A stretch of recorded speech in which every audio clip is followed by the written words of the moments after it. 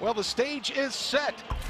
Perfect storm situation, 1 versus 2. Southern Conference showdown from the mountains of western North Carolina on a homecoming and a sold-out Saturday here in Cullowhee at E.J. Whitmire Stadium. Bob Watersfield, welcome into our ESPN coverage of Southern Conference football. Daniel Hooker alongside John Brandon III and JB3. We've got two offenses. You as a defensive guy, I don't know if you're going to want to cover your eyes, run away and hide, or maybe you're licking your lips, ready to go, because there's going to be a lot of offense today, at least we see on paper. I'm telling you, it's going to be a lot of firepower coming from both sides, whether it's in the run game or if he's in the pass game. Hopefully defense come up, they show up for this one for sure. Both defenses are going to be challenged. You talk about 1 versus 2. You've got two of the top teams in the Southern Conference. 10 in one poll, 12 in another for Mercer, 24th ranked for Western Carolina in that poll. Again, this one, nothing gets bigger than this matchup here. The Bears an opportunity, as you look at the standings, an opportunity to win the Southern Conference Championship and the automatic qualifier today. Western Carolina work to do after this, but nothing bigger than today's game. For sure, for sure. It's going to be a tale of the SoCon right here and a beautiful color of the afternoon, man. I'm ready to see it. We talk about the two quarterbacks in this game, and there's the ones we got to watch. How about Braden Atkinson, the freshman? He's been phenomenal. Braden Atkins, man, he's poised. Every time he's in the pocket, he already knows where he wants to go, picking the defense apart, taking what the defense gives you. Very smart athlete right there. Hard to believe that Coach Jacobs said, I wasn't sure if he was ready in week 1 against UC Davis. He has definitely been ready since coming in.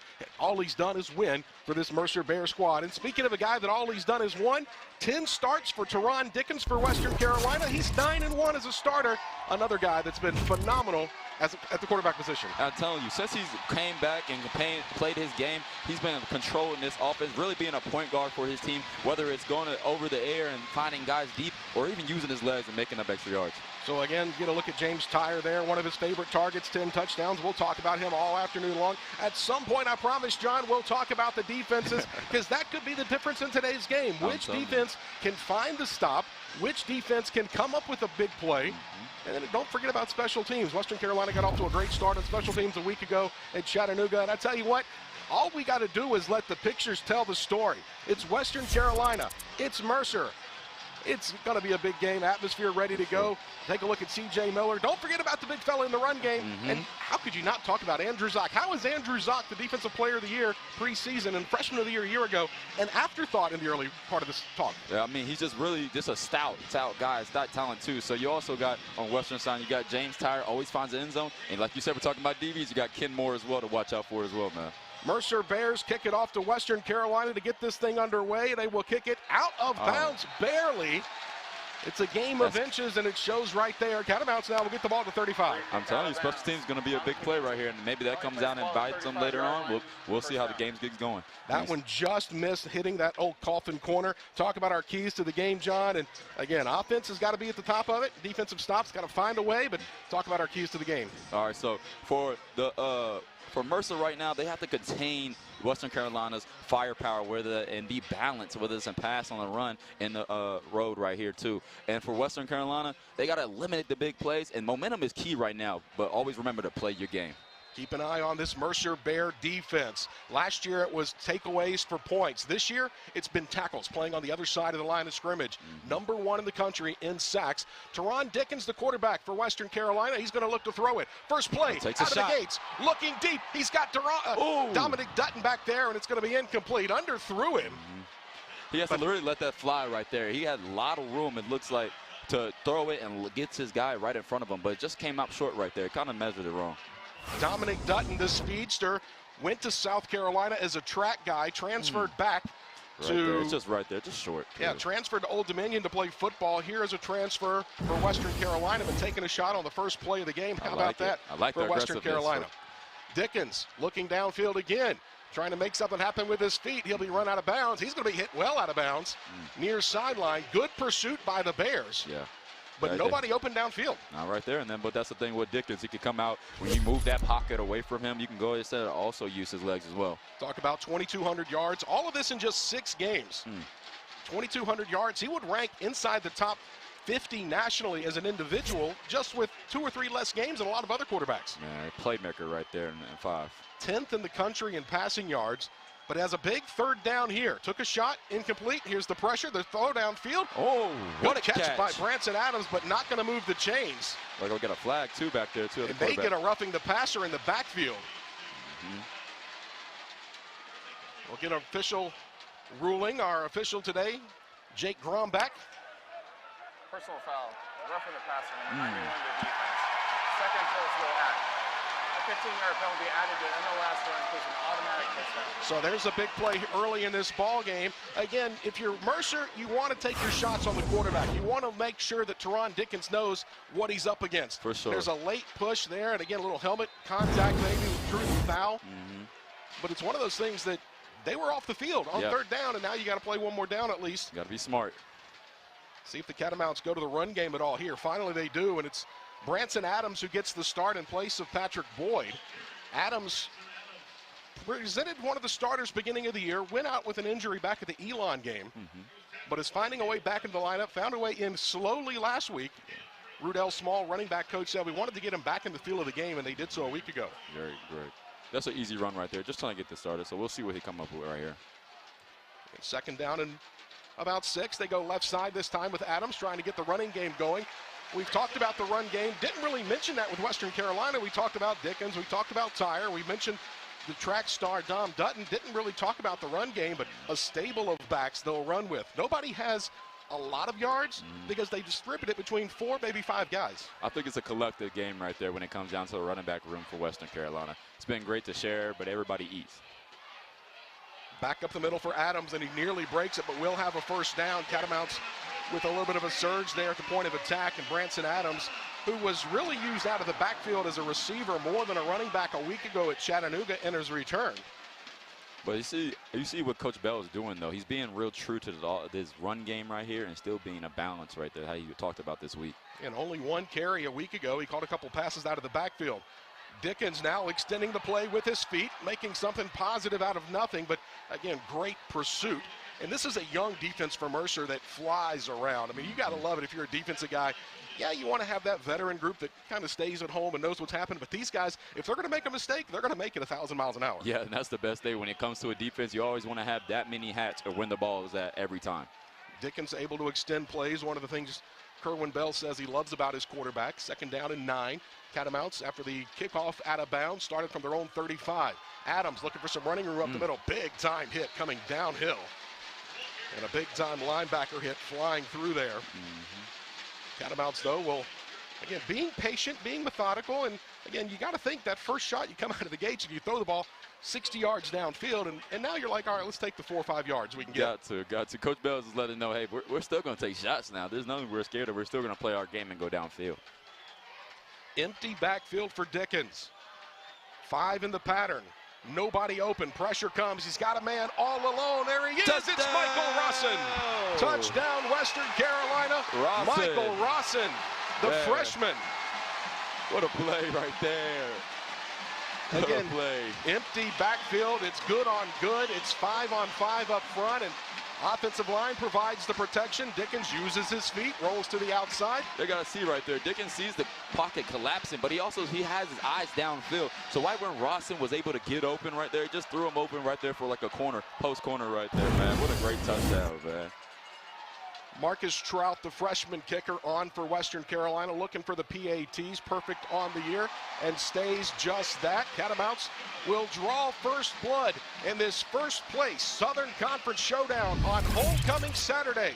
It's Western Carolina 7. It's Mercer, no score, here in Cullowhee. And knows a thing or two about defense. How about in this rivalry with Mercer? How about a 6? On it. Pick 6 there, a house call for John Brandon. Come on, man. You love that, though. I love seeing that, man. It's been great, man. I love this game. I love it. Good atmosphere as well, especially this big game right here for homecoming. But the asterisk beside it, John, you never beat Mercer. The asterisk beside it. We got to throw that out there again. That is true. In the vein of transparency, but again, it really got the offense going that day, because offense was struggling at that time back in 2019. But the pick 6 for John Brandon in this matchup against the Bears. It was able to get going, man. That's it. That's all. Just need to make a play. Short kickoff's going to be returned from about the 7-yard line. Near side, tripped up, nice play, and now a flag comes in as well. A big hit right there, number 36. Yeah, our second penalty of the day, second flag, as Jamori Downing comes in with the special teams play. We'll get the call from our official. Looks like it's going to be an illegal block on the Bears. Wow. And another costly penalty to start this game for the top 10 Bears. That's not like them, though. You got to actually pay attention to that. Illegal block in the back, number 7 of the receiving team. That 10-yard penalty enforced from the spot of the foul. First down. So now Mercer and their offense will be backed up to start this ball game. Again, a penalty on a roughing the passer call on a third down where they got the stop. Mercer did the job. And now we'll get a look at the other outstanding freshman quarterback, an offensive line that's only given up 2 sacks all season long. That's got to be a rallying cry if you're Western Carolina's defense. But Braden Atkinson, looking forward to watching the youngster work here. For sure. I will see what he got right here in the shotgun position. C.J. Miller in the backfield will split out now. Looking downfield across the middle. First pass out of his hand. Again, coach talked about him, scouting report. He gets it out of his hand quickly. You said it before. He knows where he wants to go with the football. And even that delivery, just smooth, silky smooth. And you got to wonder, how did a guy get out of the state of North Carolina to find his way every time? And down to coach Central tells him Georgia? He's always in the film room all the time, too. So that's always a thing when it comes to his game. The youngster, Atkinson, turns hands off left side. Around the edge, Catamounts build a wall. Nicely done in the run game. Kenmore Jr., one of our impact players. We talked about him more in the back end as a guy with 3 interceptions. But how about that play in the run game? Run support. Right there, he just sees his guy coming over, but go ahead and defeats the block with his hands and gets the guy over, and then comes down with a leg and get a runner back down on the floor. Now, defensive backs, did you guys like helping in the run game, or did you want to be just got to be balanced? Okay. But I like the ball in my hands. That's a good coach speak answer. 3rd and medium.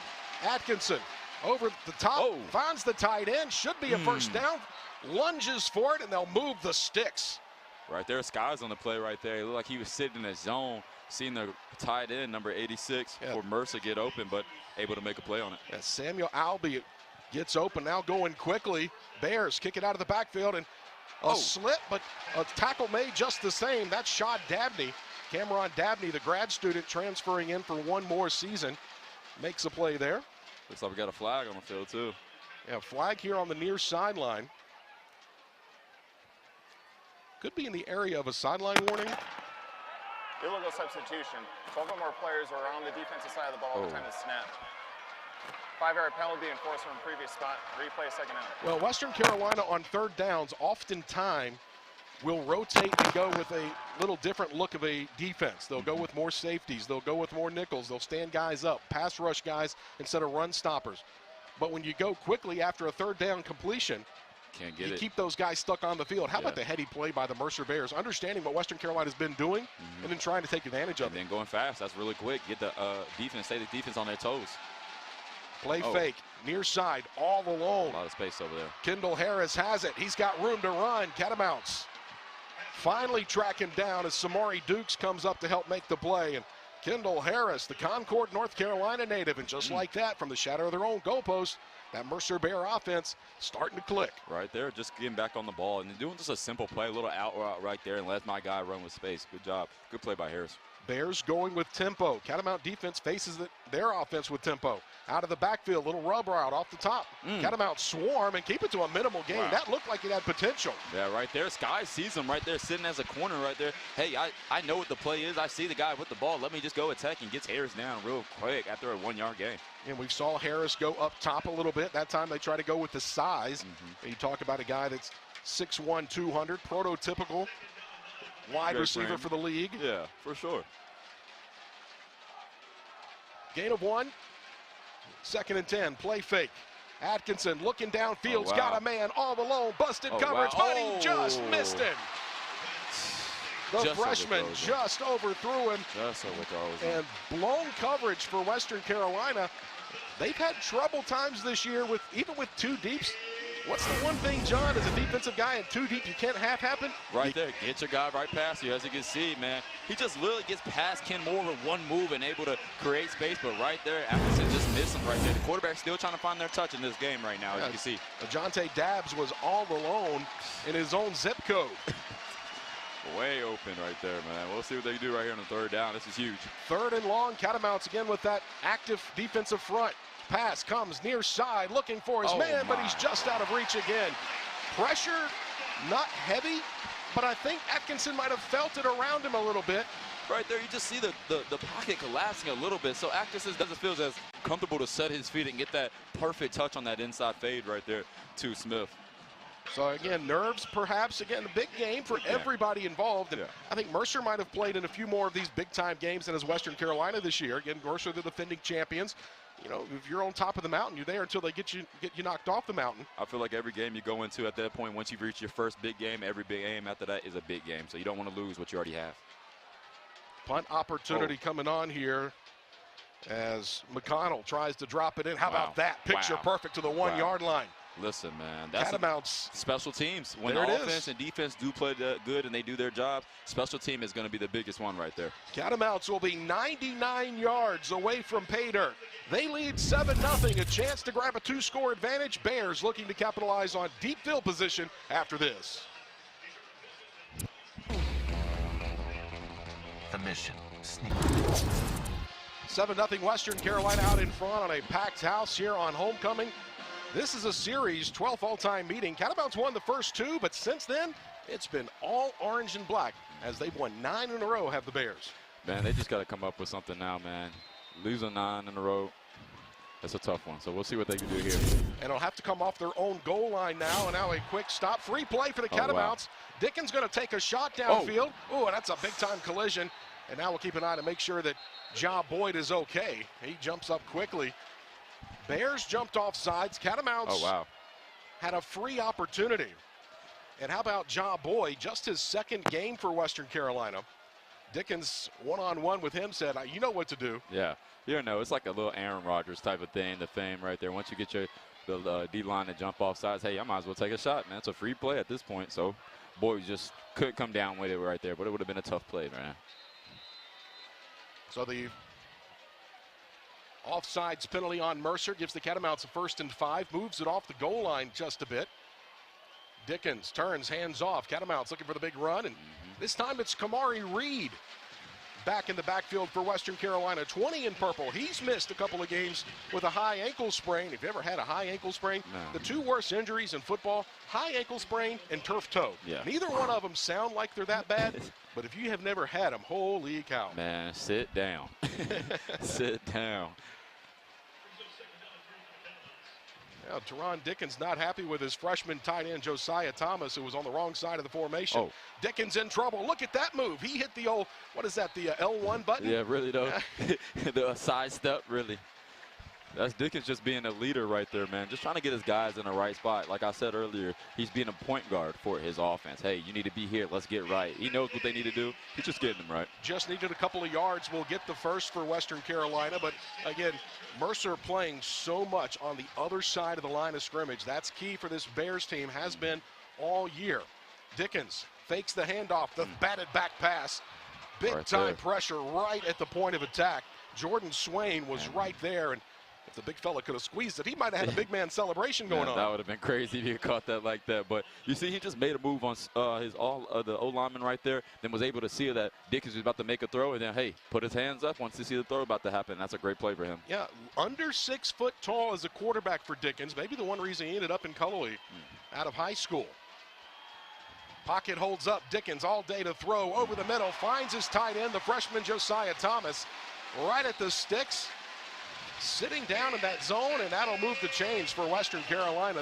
That'll make up for being in the wrong position a couple of plays ago. Yeah, right there. Just getting back on track right there. And what Coach Bell just did right there, just try to find, hey, put your guy right in front of you, especially exploit that zone.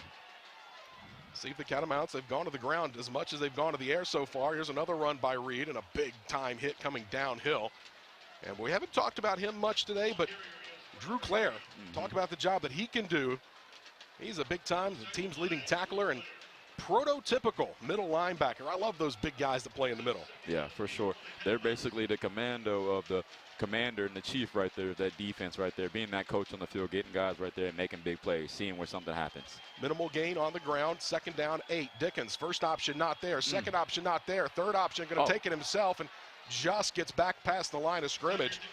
Right now, you got to be impressed. Again, Dickens has done a lot with his feet, but he's not really impacted it that much so far. This defense is doing a nice job of hanging on to him. Yeah, right there. Coach did say, for Mercer, definitely said they wanted to keep him in a cage in a way. So basically, you know, he can use his legs and get out of the pocket, and that's where he's dangerous at. So they're just trying to keep him in that pocket and have him make his decisions right there. Yeah, welcome to 2025 in college football. Words like cage mean something totally different. Dickens, backside pressure. He feels it, avoids it, looking downfield. Got two men well downfield. He's going to throw it. It's going to be deflected and knocked away. Maybe trying to force one there on a 3rd and long. Probably could have stepped up and run for at least the first down there. Yeah, that's what Coach Bell definitely tried to talk to him about. Like last week, he was trying to do a little bit more. Right there, you can just see him moving out the pocket, and that's where he's dangerous at, and had 2 guys over there right there. But number 17, Mercer, made a great play on it right there, Hutchinson. Yeah, Caleb Hutchinson coming downhill. Catamounts will have to punt it away. You had 2 guys in the vicinity, and now Stephen Brantley will come on to punt for Western Carolina. Looks like a shift here right here. Might be a rugby kick coming on. Offset, line drive. Wow, what a punt. Open field, tackle missed. Looking for running room, and he'll just take it out of bounds. Way to build the cage around it. That's Julian Quintero.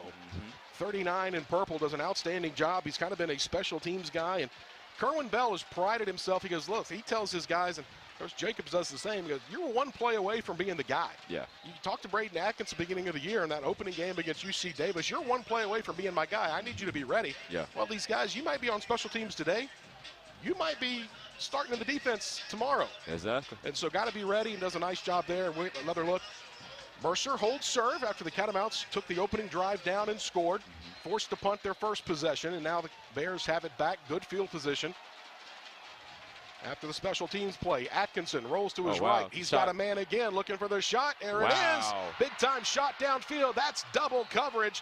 And the freshman finds it to Braden Smith. That's the Braden to Braden connection, and a big time gain for the Bears. Man, right there, just right there, you can see him after that play action, kind of got the defense to stick a little bit, but then he didn't miss this one at all with that big throw right there and a big play right there. Wow, what a great catch and throw by the Bradens. Calmed down just a little bit and able to deliver that one, and that's against one of the best cover corners for the Catamounts, Hassan Sykes. Yes. Run game, Catamounts bottled it up. They spent so much time focused on let's make them one-dimensional. Don't let the run game beat you. Make it be a combination. Make it be something where the freshman quarterback has to beat you. Now, he's very capable, as we've already seen. For sure, and he's success all throughout the season, but he's just trying to get, hey, we don't have to worry about 2 things at once. Let's just worry about one thing. Let's eliminate, tell them they can't do it, and so they can go and just exploit one way.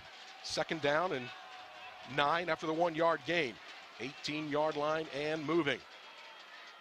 Handoff right side, bottled up. Minimal gain again for C.J. Miller.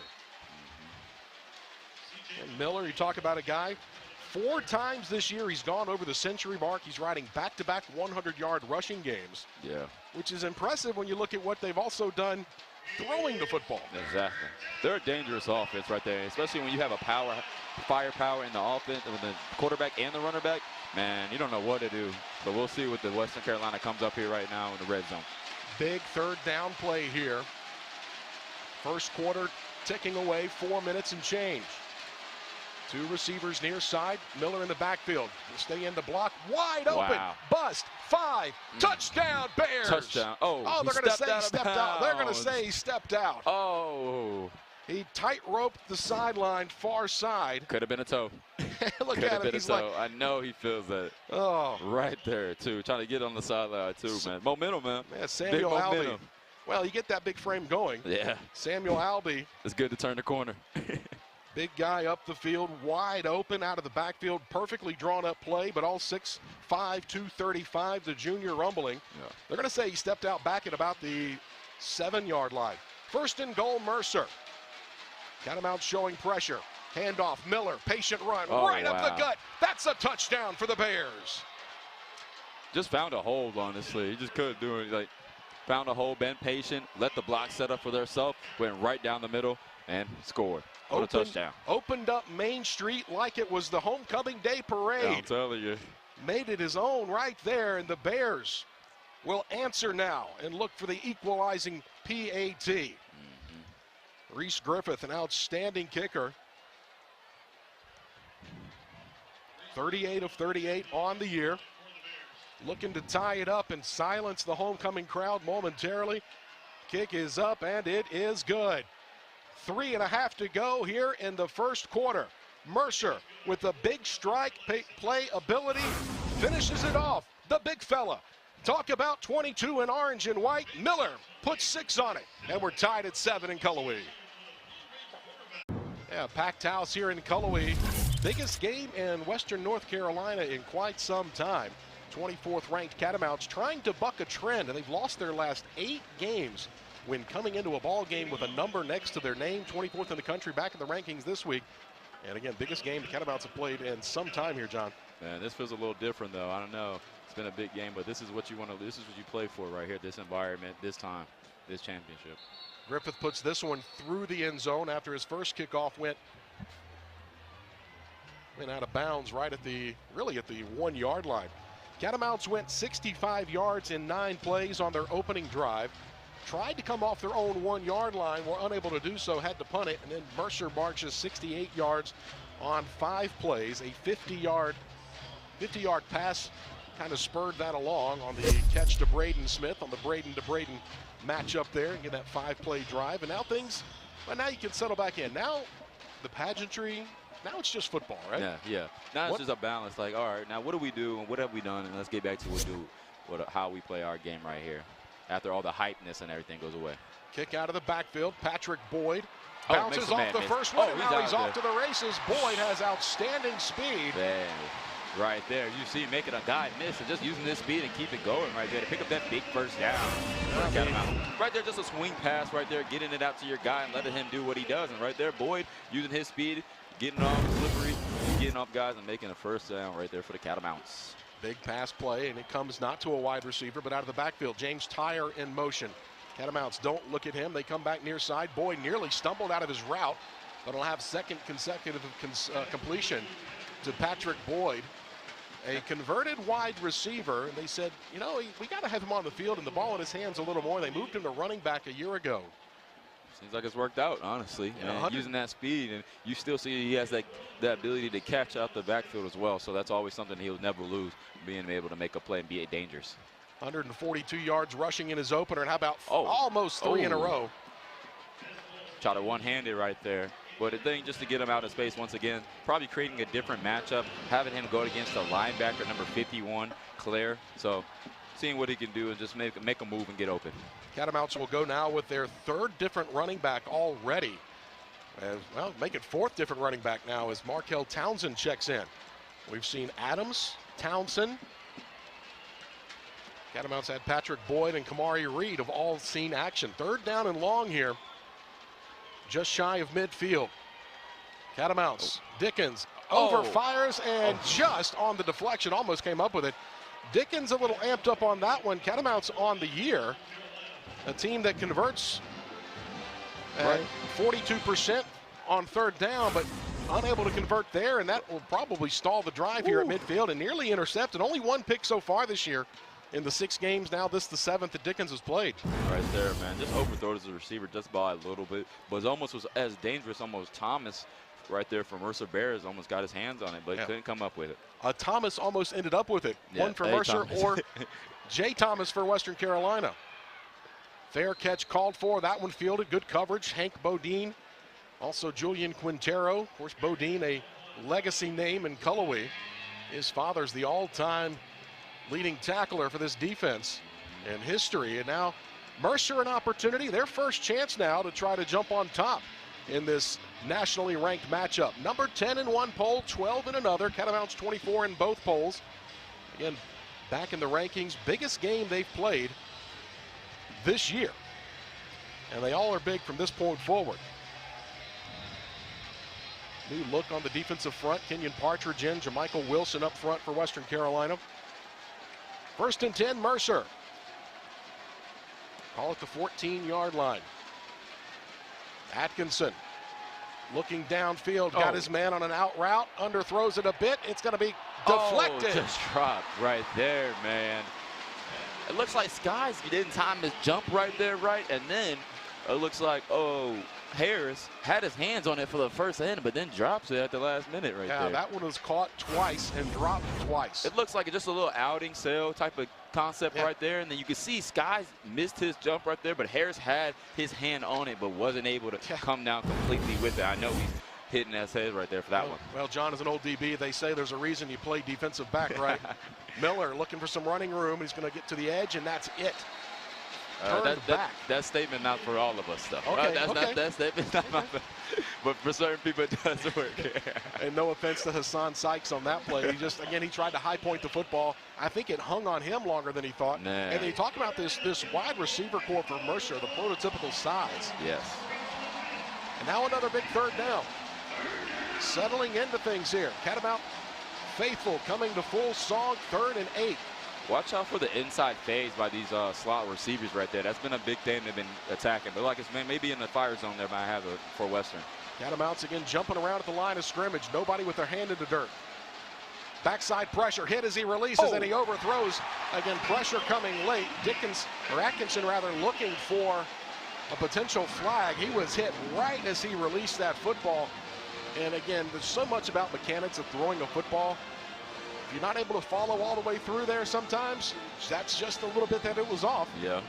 Or even your feet, and then they talk about your hips. There's a lot of like ticky-tacky things that when it comes down to it, that really helps with the mechanics of your throw. So that is huge right there. And one of the few times today we've talked about pressure from Western Carolina's defensive front. They're being felt right there when it comes to the pocket for Atkinson. He can't able to get a good throw and a good way to have a.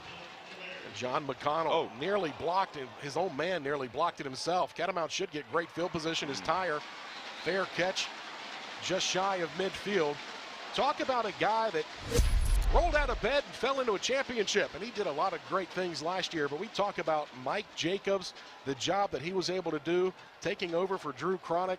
I joked with him earlier this week. I said, what's in the water in Hickory, North Carolina, Lenore Ryan, and the passion and the pedigree that coaches that come through there have. And Mike Jacobs, an excitable guy to talk to, an old O-line guy, a no-nonsense kind of guy. Yeah. He's got to be a kind of player, a coach that a player would love to go play for. Oh, definitely, man. Especially if the guys like the offensive side for sure, because he's always on his offense and trying to get the guys on the right place. But I love his energy, man. He's been a great person to talk to this week. First play, Dickens looking to the out route. There's Jalen Terzado. Makes a man miss. Terzado. Oh, using that speed, man, going up the sideline. Just the 3rd game that Terzado's been able to play. Terzado came here a couple of seasons ago, transferred out, then transferred back, and this is why the Catamounts wanted to bring him back. As you can see, he just made one simple move and able to get north right there and get up the field, get a big first down for this Catamount offense. Dickens 3 of 5 passing now, in trouble in the backfield. Just able to get away, but did he go down? Yes, he did. Sack for the Bears. Right there. Didn't you can see get the a lot of pocket him. collapsing fast right there once he said hut. That's what Mercer does right there. Pressure on a quarterback. Again, didn't get a big hit on him, but they got him down. The elusive Dickens slipping a bit right around the logo, but good pressure by the Bears. And now brings up 2nd and long. Inside the final minute of the opening frame. Dickens, straight quarterback run, takes a big hit. They don't want to run him too much because, again, this is a Bear defense that likes to lay the lumber. They'll put a lick on you. I'm sorry. Now, Julian Fox right there, man. He definitely found a good lick on Dickens right there, but he read that play, sniffed it out, and was able to go full speed and fast, man, with aggressiveness right there for that big smack. We'll see. There's 2 seconds difference, game clock and play clock. Will the Catamounts try to run one more play in the first quarter? 3rd and long. We'll call it 15 to go after the run. He's going to snap it. Dickens, good pressure by the Bears. Dickens gets away, looking for his man. Taking a shot. Terzado. Terzado. Pass interference call is Terzado. It's thrown not one but twice as Terzado. But again, you got to look at it. DB didn't get his head around and just ran through the man, and that's going to draw the call just about every time. Thomas doesn't like it, but he ran through the receiver. It's a tough play right there as a defender, man. Well, if he does that, it doesn't make contact. You call him the genius. Yeah, exactly. It's a tough play right there. for Hutchinson, man. Yeah, he wants to get around and try to look for the ball, but it's like, man, I'm out of phase, but I still got to make a play right there. So, man, it's an easy call for the ref, but a tough play for Hutchinson to even try to make a play. Well, I mean, you're already beat. And again, you take the penalty maybe because that's a touchdown otherwise. Yeah, for sure. Again, the key blessing of defense. And a curse. Blessing and a curse. Yeah, you gotta live what you get right there. The key on defense, make them snap it one more time. Here with 2 seconds left, Catamounts will hand it off. Boyd runs into the middle of that line, and now the pile surging one way or the other. The day and age of tush push, I personally feel like I wish they'd blow the whistle a little bit quicker. That's where guys get injured. Yep. But 1 quarter is in the books. We'll talk to John Brandon about the atmosphere and how it compares to maybe playing in the next level, the league. Yeah. College football Saturday at its best. 7-7 after 1 between the Catamounts and the Bears in Cullowhee. One of the familiar faces for both of these programs is Evan Barr, strength and conditioning coordinator now down at Mercer. He also held the same title here in Cullowhee. And John Brandon, you know a thing or two about this man. John Brandon, you worked under this guy. Man, you I look love like you Evan. do because of the way he worked you in that weight room. Look at that, the sleeveless. That's just prototype. That's just the typical picture. Nah, really, man. I love Evan Barr. Not just Evan, but his family as well, man. They're always involved. Not just with things on the field. They cared for you. They get you right, man. So anything I could go to for him, man, he always did the extra mile to make sure we were always good. Oh, hat on backwards. Looks like he's trimmed up the beard for the big game today. Man, if we don't hear him up here, I know they hear him down there, man. Evan Barr and his family. Mike Jacobs said the first person he talked to stay and the new coaching change was Evan Barr. Oh. Underneath, caught, touchdown. Wow, big play right there.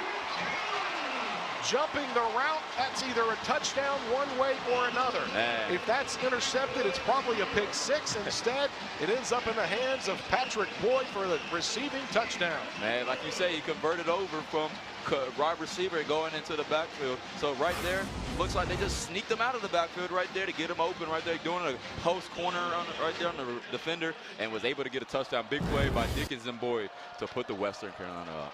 How do you like that play? First play of the second quarter out of the timeout as the PAT is up and is good, and just 5 seconds into your second quarter.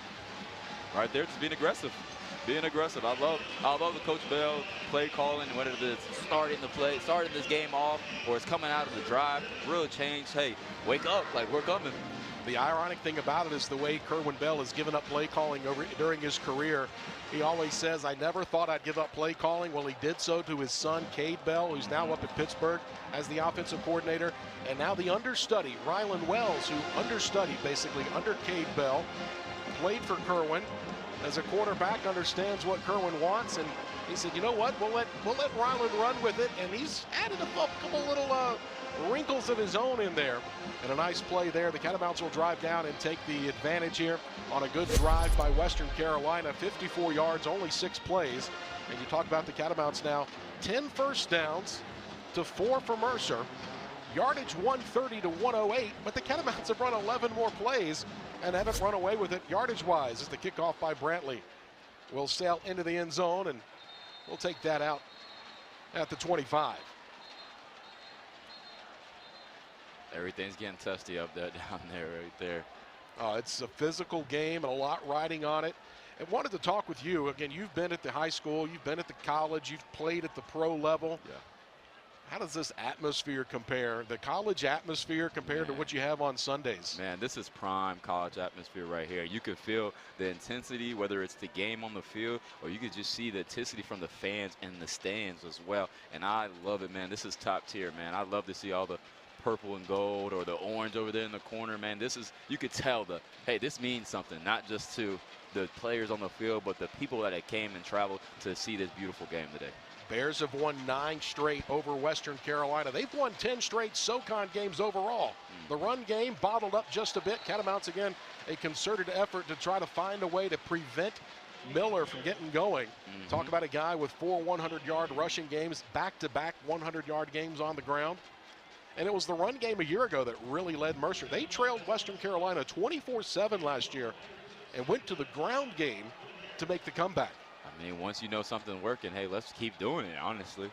If it ain't broken, don't fix it. Atkinson, pocket. Hey, looking deep. Has to dump it off, and that's going to be a wise choice. Running back on linebacker, coming across the formation and able to make a first down play.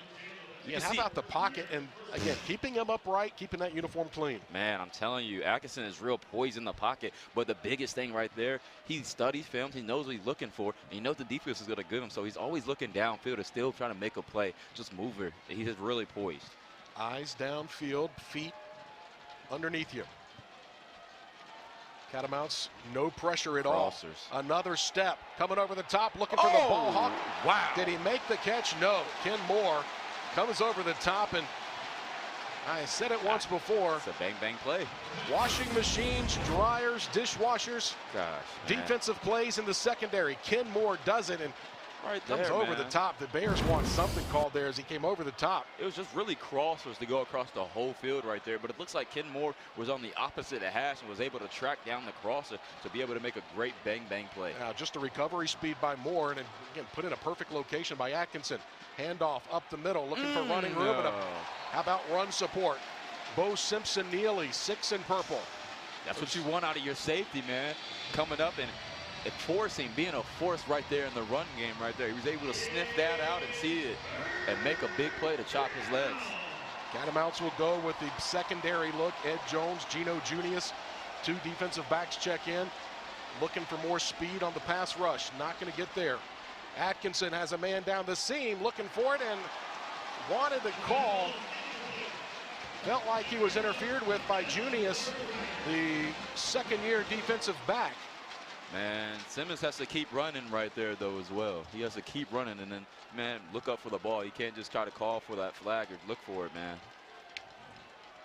Getting upfield, and again, you talk about Malik Simmons, the big tight end, 6'4", 230. Had the advantage. Love the idea. Yeah. Seam routes with the tight ends on DBs, especially those guys that are out there just to be ball hawks. I tell you, that's a recipe for disaster if you're Western Carolina, and one with a sweet taste if you're Mercer.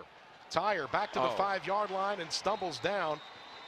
Again, you talk about plant your feet at the 10, and if it goes over your head, let it go, but trying to make something happen out of nothing. But the Catamounts, again, an opportunity for the second time today to try to grab a 2-score lead. 14-7, long field to go here against the Mercer Bear defense. Now, a good one brewing here in Cullowhee, Western Carolina. And the Mercer Bears on a homecoming Saturday for the mountains of Western North Carolina. How about this guy? Andrew Zock. All he did last year, burst onto the scene, freshman of the year in the Southern Conference, preseason defensive player of the year in the conference this year. All he does is play in opponents' backfields and gets after quarterbacks. Man, when you talk about a force, gosh, that right there is a game changer when you have a guy like Zock to be able to make so many disruptions, no matter which quarterback you're playing, and especially when you're playing Dickens, you want to have somebody that puts some pressure on him. Kerwin Bell, well aware of him. He's a Florida guy. Bell knows everybody that plays football in the state of Florida. Pressure coming. Dickens just able to get out of the backfield. I think they're going to say ball thrown forward will be the second. Whoa, they're going to call that as a safety. I thought the ball was beyond the line of scrimmage or beyond the goal line. I thought he got his progress to go forward a little bit at that 1-yard line right there. So, but right now it'll be a sack and a safety, and this could definitely flip this ball game on its nose. Right there, you just see, man, like the pocket collapsing right there by number 53. Right there by Gilbert, and then was able to come up with a big play. With that safety. If the ball is outside the end zone, I think that's going to be. Yeah, that's right. We'll see where it goes here. Kerwin Bell getting an explanation, and we'll get a review here. But talk about the importance of this ball game. Again, Mercer an opportunity. A win today. They get to celebrate on the road with a trophy for a second consecutive year. Will win at least, or at worst, a share of the conference championship. They got Chattanooga next week to wrap up the regular season. Right. They'll have the automatic qualifier because the only team that could catch them would be Western Carolina. Yep. Catamounts have 2 games left. ETSU here next weekend, then a long road trip up to Post to face VMI in Lexington. Right there, you know, for Mercer, they're just thinking, hey, we win, we win. No matter what, we're still crowned champions at the end of the day, whether it's a share or if it's outright. But for Western, man, every game after this is a dogfight. Yep. No matter what. Like, you win this one, the next one's big, and even bigger to finish it out in the Southern Conference right there. Another look at this one with the call on the field as a safety. Again, Dickens harassed there, and then how about the big-time sack again coming uphill? And right Jordan there, Swain. you see Gilbert makes the pressure to make. Ruling on the field of a safety is upheld. Wow. So they're going to call it a safety, and that'll be 2 points for the Bears. The sack, the safety, the points, and the football. Well, all back. And this game totally starting to change as that one is upheld on the field. And how about that Mercer Bear defense? And it all goes back to a play on special teams. We talked about it before the break. As a kick return guy on a punt, you plant your feet at the 10-yard line. If the ball's over your head, you let it go. That's it. And that's a tedious thing when it comes down to a game like this. That's important. That's day one instructions. Hey, let's leave our feet at the 10 to not put our offense at a back in with their backs against themselves right there. And then that's what happens. Create a safety. So James Tyre is handling the punt return duties for Western Carolina. Has so all year. A.J. Colombo, a guy that's injured, normally in that role. Catamounts will turn it over to the big leg of Stephen Brantley, normal punter. But the points on the board for the Bears, and they have flipped this game. And an opportunity to do so with offense next. Good field position coming from the 15-yard line. Looking for a big return. Big hit. The ball is loose. I think he got back on it, but that is a big-time hit. wow, what a big hit, man. Forced fumble. Right Want there to by say, Anderson. yeah, Armand Anderson, a linebacker who has seen less time on defense, but has, like I mentioned earlier, has embraced that role. Right there, man. He's just like a hot-seeking missile right there. When Smith makes that one cut, he already knows what he's doing. Oh, and almost the ball came out right there. Yeah, you got to be careful right there with that head, though. I know the refs probably are looking at that. Somebody upstairs definitely is. For sure. And so now it'll be 1st and 10, just 2 minutes gone. And the Bears have an opportunity to grab the lead. Pass into the near side on an out route. And hauled in there, nicely done by Ajante Dabbs. Right there, you can see what Mercer's doing. You see a lot of their throws are coming out to the perimeter outside. They're trying to spread Western's defense out a little bit to give them respect and give them the opportunity to take a shot when it comes down to the middle every time. Atkinson, very efficient, calm, cool, collected. We've talked about that multiple times. Patient run again by Miller. Not a lot there, but he's able to push the pile close to the first down. I think he's going to come up maybe a yard shy. I think Miller right there is being real patient, trying to create something. See the hole, trying to get a hole to open up right there. See where the spot is. They are going to move the chain, so they're going to say he got it. It was very close. Yeah. And again, from the naked eye, from up here, I thought he was going to be about half a yard, if that. Yeah, I thought it was short, honestly.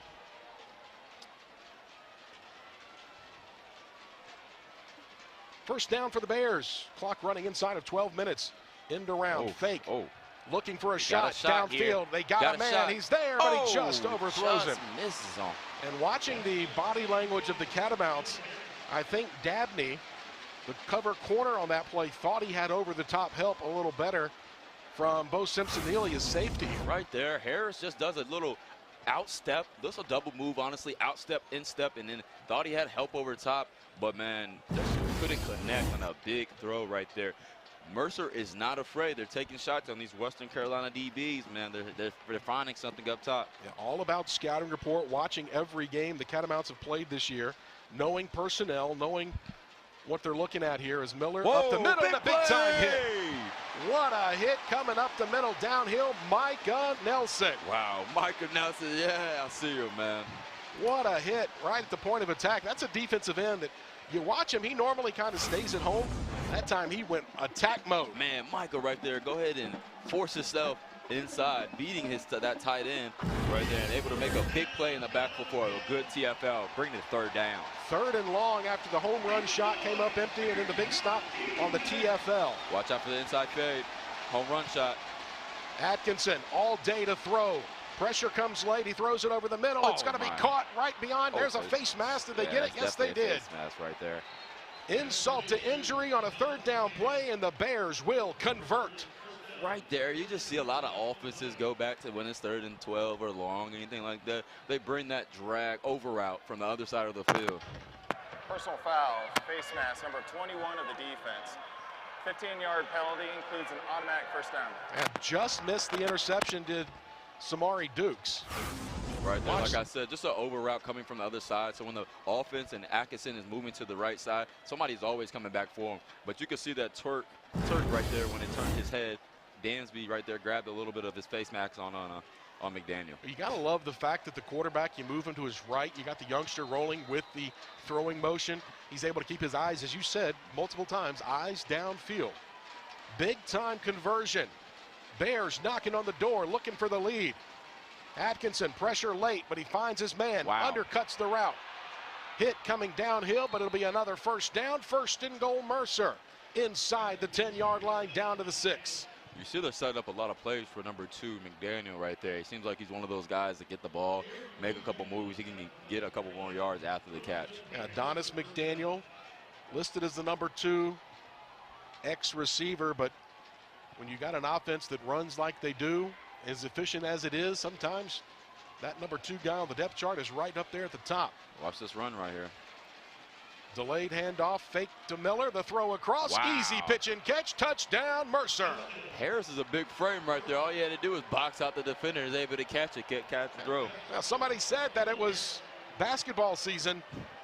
He boxed out, got the board and the 2 points. Yeah, all that, all the one right there. 15-14 in this one again. See if the Bears decide to go for 2 here in the red zone to make it a field goal game. Right there, Hutchinson is riding out that hand fake right there with the running back. So it's a play action pass, but then he sees a hole right there and able to zip it in. It looks like the Mercer Bears are going for 2 right here to make it a 3-point game.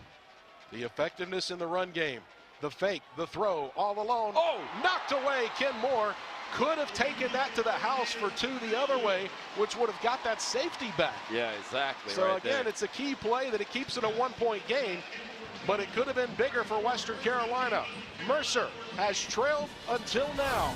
The Bears on this touchdown pass jump in front, 15-14 in this battle in Cullowhee. Playoff type atmosphere here in Cullowhee, North Carolina. Southern Conference football at its finest. Top 2 teams from the SoCon this year battling it out. Again, postseason implications, championship implications, all on the line between the Mercer Bears and the Catamounts of Western Carolina. Catamounts find themselves behind for the first time today. 15-14, a safety the difference right now. And the Bears about to kick it back to Western Carolina here. We'll look at the offensive numbers in a moment. Opportunity here for Dom Dutton. Dutton from inside his own 10 has the ability to change a game on a dime, and he's going to be gobbled up at the 20. How about special teams play right there? And a nice tackle in open field. Mac Bradley, the freshman out of Bogart, Georgia. 7 plays, 69 yards, 242. Again, a big 3rd down conversion. Talk about the Bears converting on just shy of 50% of their 3rd down opportunities on the year coming in. That's always a big thing, especially when you're on the road in an atmosphere like this and a game that means a lot like this. Hey, let's just win our 3rd downs, whether it's on the offensive side or on the defensive side. They had to capitalize, and they have been. Quarterback numbers almost even. 11 of 18 passing for Atkinson, 7 of 13 passing for Teron Dickens. Pat Boyd trying to get the ground game going. Catamounts have been committed to the run. That's the 15th rush so far today for the Western Carolina side that normally they're almost 2.5 to 1 pass to run on the year statistically, but a concerted effort to get the run game going. Like, you want to stop and make somebody one-dimensional. You don't want to be one-dimensional, and that's what Kerwin Bell's doing here is, hey, let's mix it up. Let's be honest here. Dickens looking for the screen pass, finds Boyd, slips 1 tackle and gets north-south. And a modest gain will make it a 3rd and manageable. A modest game after one that could have gone for nothing or could have gone for a home run. Yeah, quite honestly, but good defensive open field tackle by a good tackling defense for the Bears. Clock running inside of 9.5 to go before the break. James Tyre has yet to catch a pass today. It's probably a scout report thing right there for that one. I mean, the way Tyre gets the ball in his hand that finds the end zone, you kind of want to keep an eye on him. 10 touchdown receptions on the year. Oh, they looked for him there. Tiger Dickens is going to spurt forward. Hey, man, they were right there. You felt the pressure right there, so he was able to bring the ball down and able to pick up positive yards to get that 1st down. A little bit of a stumble, and Dickens looked to be a little stunned when he got up after the hit. Watch the end of this play. Look right there, he just has his hand. Oh, wait, I can feel the pressure. Hey, nah, I'm going to just go ahead and take it myself. Yeah, and, that's a that right second, there, head yeah, to the side. The second hit. Oh. Hand off in the backfield, going nowhere. Right Mercer there, winning the point of attack that time. And Catamounts, you talk about it here. Fox has been doing his film study right there because he's back in the backfield once again like he knew to play. 16 rushes, only 24 yards or less now with that loss on that play. And now 2nd and long. Don't got to get it all back here, so they'll probably just kind of pick up a good chunk. And pressure by the Bears up front. Dickens gets away from it. Still looking downfield. Tries to force it into double coverage. It's going to be intercepted, but I think out of bounds. Yeah, it's out of bounds. There's no legs, got legs. That's well out of bounds. Just trying to force it into, again, double coverage. And again, the Catamounts, I thought, held their own offensive line early in the ball game, but now you're starting to see that defensive front for the Bears do what they've done all season long, and that's good pressure. You're right there. You just got to, you know, time keeps ticking in this game. Pressure keeps getting managed. Like, they're just trying to, hey, let's get back to our basic here. That's what Western Carolina has to do. But, hey, I think Mercer Bears, the D-line is turning up a notch right now. I mean, every time they see what they can do when they do attack it. Big 3rd down here. Truzzato in motion. Dickens immediately having to move off of his spot. Looking for the throw to Pat Boyd down the sideline. Did he make the catch? The official says yes, he did. How about that throw over the top? And how about Patrick Boyd coming up here in the pass game? I mean, you talked about it already. He's a running back, a receiver converted over to running back. So, like, him coming out the pocket and making plays like this is huge over there on like a wheel route to send this guy over. Dickens did send him up the field. And it keeps the drive going. Mercer making a lot of late substitutions after the changeover. Well, Western Carolina was trying to go fast. And I wanted to go fast, but a couple of changes personnel-wise. Now how about Boyd? Fakes the run up the middle. It's going to be Dickens on the outside. He's going to get up the side. Dickens almost, if he could have tight-roped that sideline, he'd have been off to the races because they were just letting him go out of bounds. But how about his feet making a play there? Right there, you just see it, man. It looked like they had a glance route by the back receiver. I think that was going on a glance route. But when he did go on the glance route, he took all the defenders over with him. So Dickens just, you know, opening like, hey, you know what? I'm going to check up this 10 yards. Yeah, talking about Pat Boyd, 25 catches for 183 yards on the year, averaging about 20 yards a game.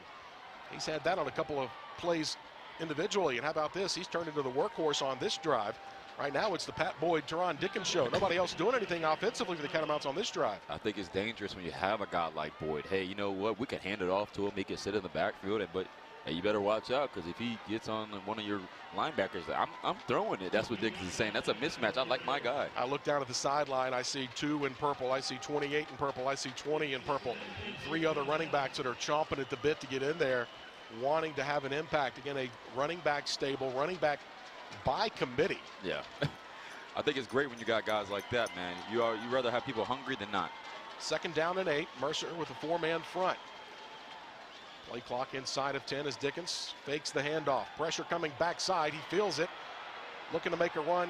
A throw on the run. Just has to take it out of bounds.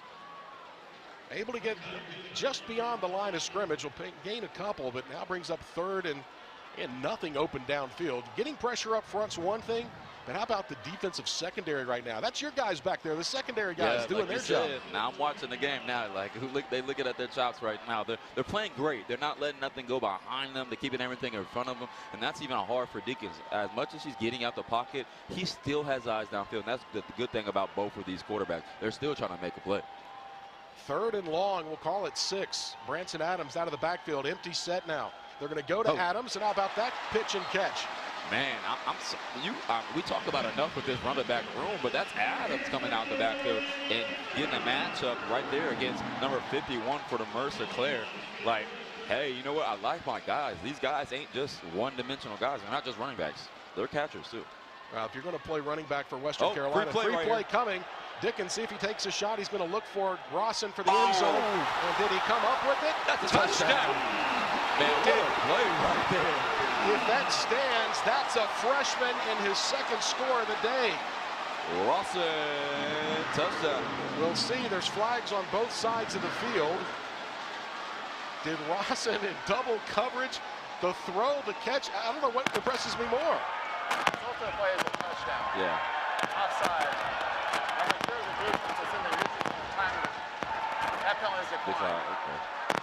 Man, right there, man. When you got a free play, that's a backyard play right there. Throw them up. Let's see who comes down with it right there. And Dickens threw a great pass away from the defenders. And here we go. Further review coming. Oh, okay. As you would expect. Again, that was a bang-bang play. Man, I don't know, Ross. It looks like he got it in there, honestly. Way to take advantage of that free play. That's huge right there. Did he get end zone?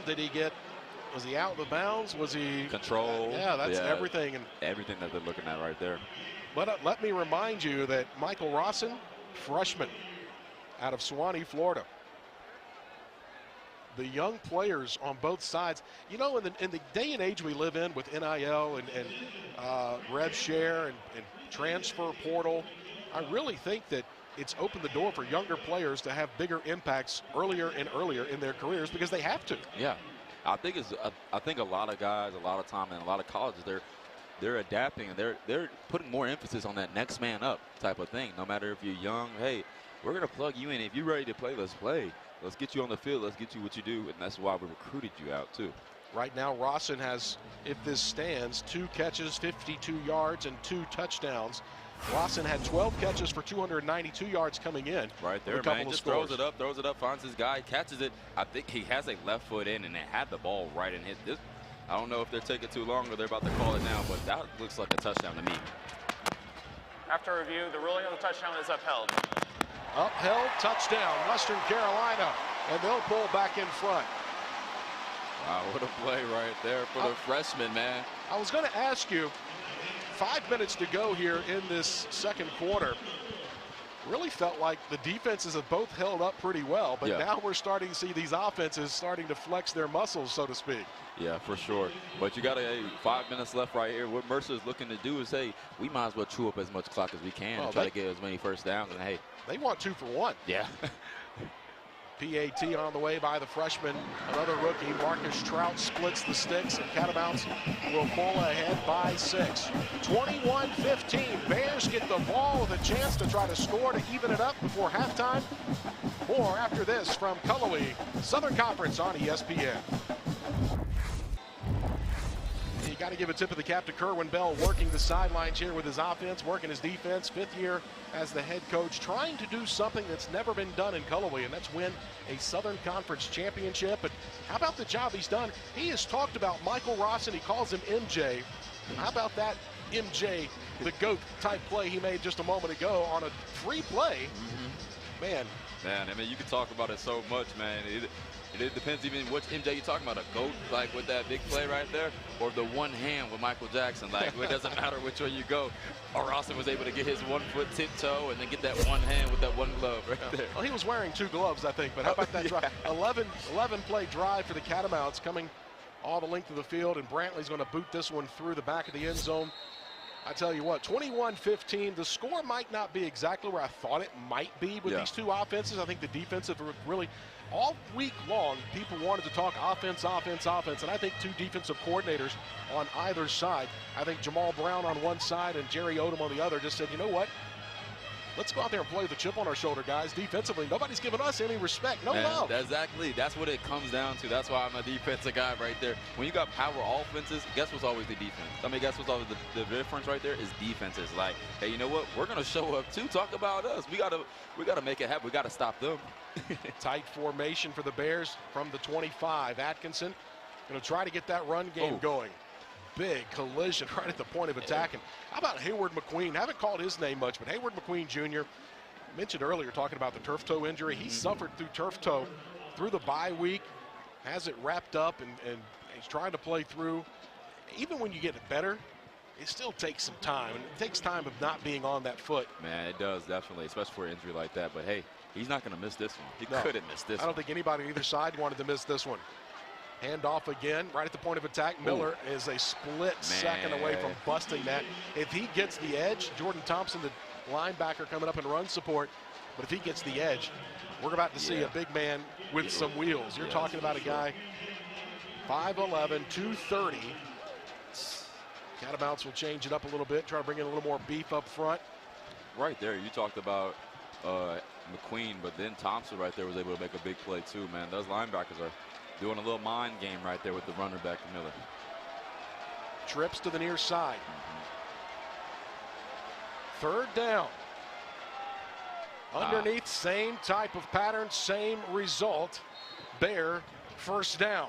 Right there, when you do that, right there, we get the trips over to the right side. You got to watch out for the gadget guy. You got to watch out for the gadget guy right there, the middle guy, the point man. Cleared it out so he can make a zig route right there and catch the ball on the inside. I thought you were going to hit me with one of the flying V, like old Mighty Ducks version there. Yeah. The guy at the tip of it's going to go make the play. And first and 10 for the Bears, trying to eke out a score before halftime. Go 2 for 1. Flash out to the far side. Thompson, the linebacker, tracks him down. That play made by the guys up front. If you're able to get around those DBs, or if you're a DB, if you're able to get around those wide receivers that are blocking for that screen, you can blow the play up. But if you get blocked, it's hat on hat. Man, that's what they want, honestly. That once they get their hands on you right there, man, that screen play is everything they want, because it's two on one, honestly, out there. Things have calmed down just a bit here. Mercer running a methodical offense here with under 3 to go. We're right at 3 minutes to go before the halftime horn. Atkinson, pump fake over the top, has a man open again.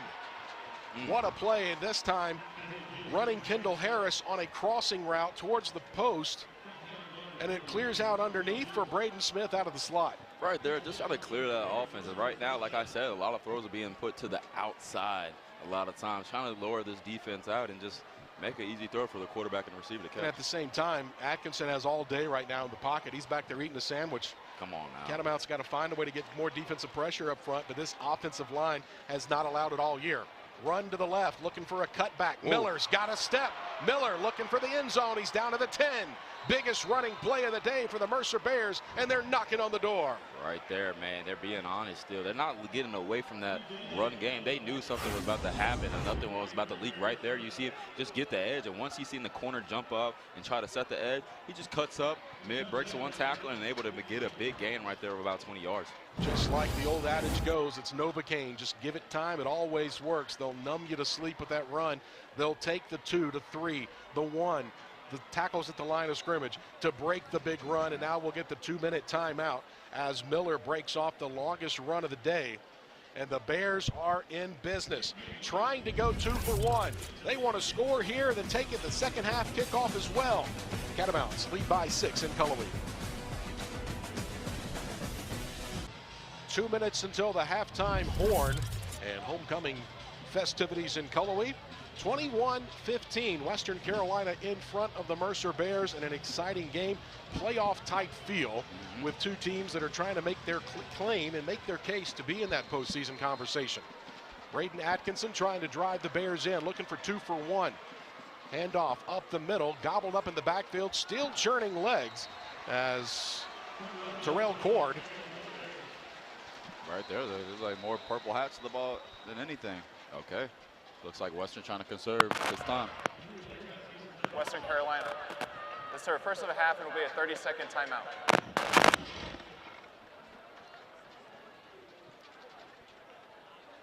Yeah, right there. They're just trying to conserve time right clock now. to 5. 1-5-5. So they're going to add some time back to the clock as well, as Kerwin Bell wanted to make sure he got in, trying to save as much time to give his offense an opportunity. And we talked about it coming in. These two quarterbacks outstanding, and you look at the numbers on the day. Atkinson before this drive had thrown for 161 yards. Dickens had thrown for right at 165, if I'm looking at the most accurate and up-to-date sheet here. Yeah. There's been a lot of offense back and forth. But, again, defenses have got to find a way. You don't stop these quarterbacks, right? I think you slow them. Yeah, for sure. And you already seen the biggest thing that's coming up on the paper is, like, the sack. Like, Dickens has been sacked already twice, but there's probably been more pressure in as well. So that could come up with a lot of his incompletions too. One of the most accurate quarterbacks in the country at over 75% for much of his time in the ball game. Atkinson looking to throw. Catamounts trying to get late pressure. They get it in the face. The ball's going to be thrown away. Late delayed pressure. Jordan Thompson, I think, was one of the guys there. Jordan Thompson. That's an all-around defensive play right there. Yeah, you seen pressure, but nowhere to go. Atkins couldn't go anywhere and couldn't find anybody because of the plastering by the DBs right there in the back end right there. So and you on see the shorter field, that's a late blitz by Jordan Thompson who got home. he probably saw him just sitting around, like looking at everything so far. So he's like, you know what? Let me go take a shot at this guy. He's chilling too hard. Catamounts trying to hold it to a field goal opportunity perhaps here. 3rd and goal back at the 7-yard line. Atkinson empties the backfield over the middle. Oh, wow. Deflected by Samori Dukes, and that will be incomplete. All right, Dukes got to be careful right there with that arm, because you see that little Turk over there with Smith's body. Left arm good. Right arm. Right arm. What are you doing? Just be careful right there, because that might have been a call he got away from. But either way to be right there, but make a big play. Yeah, right I mean, there. that's a huge no call. If that gets called, you're talking about 1st and goal at the 1. At the 1. Yeah. And a running back like Miller who could sneeze and end up in the end zone. Mercer's going to let, the clock is stopped, obviously, with the incompletion. Like Jacobs having some words with the refs right there because of that missed call. And now he'll take a timeout.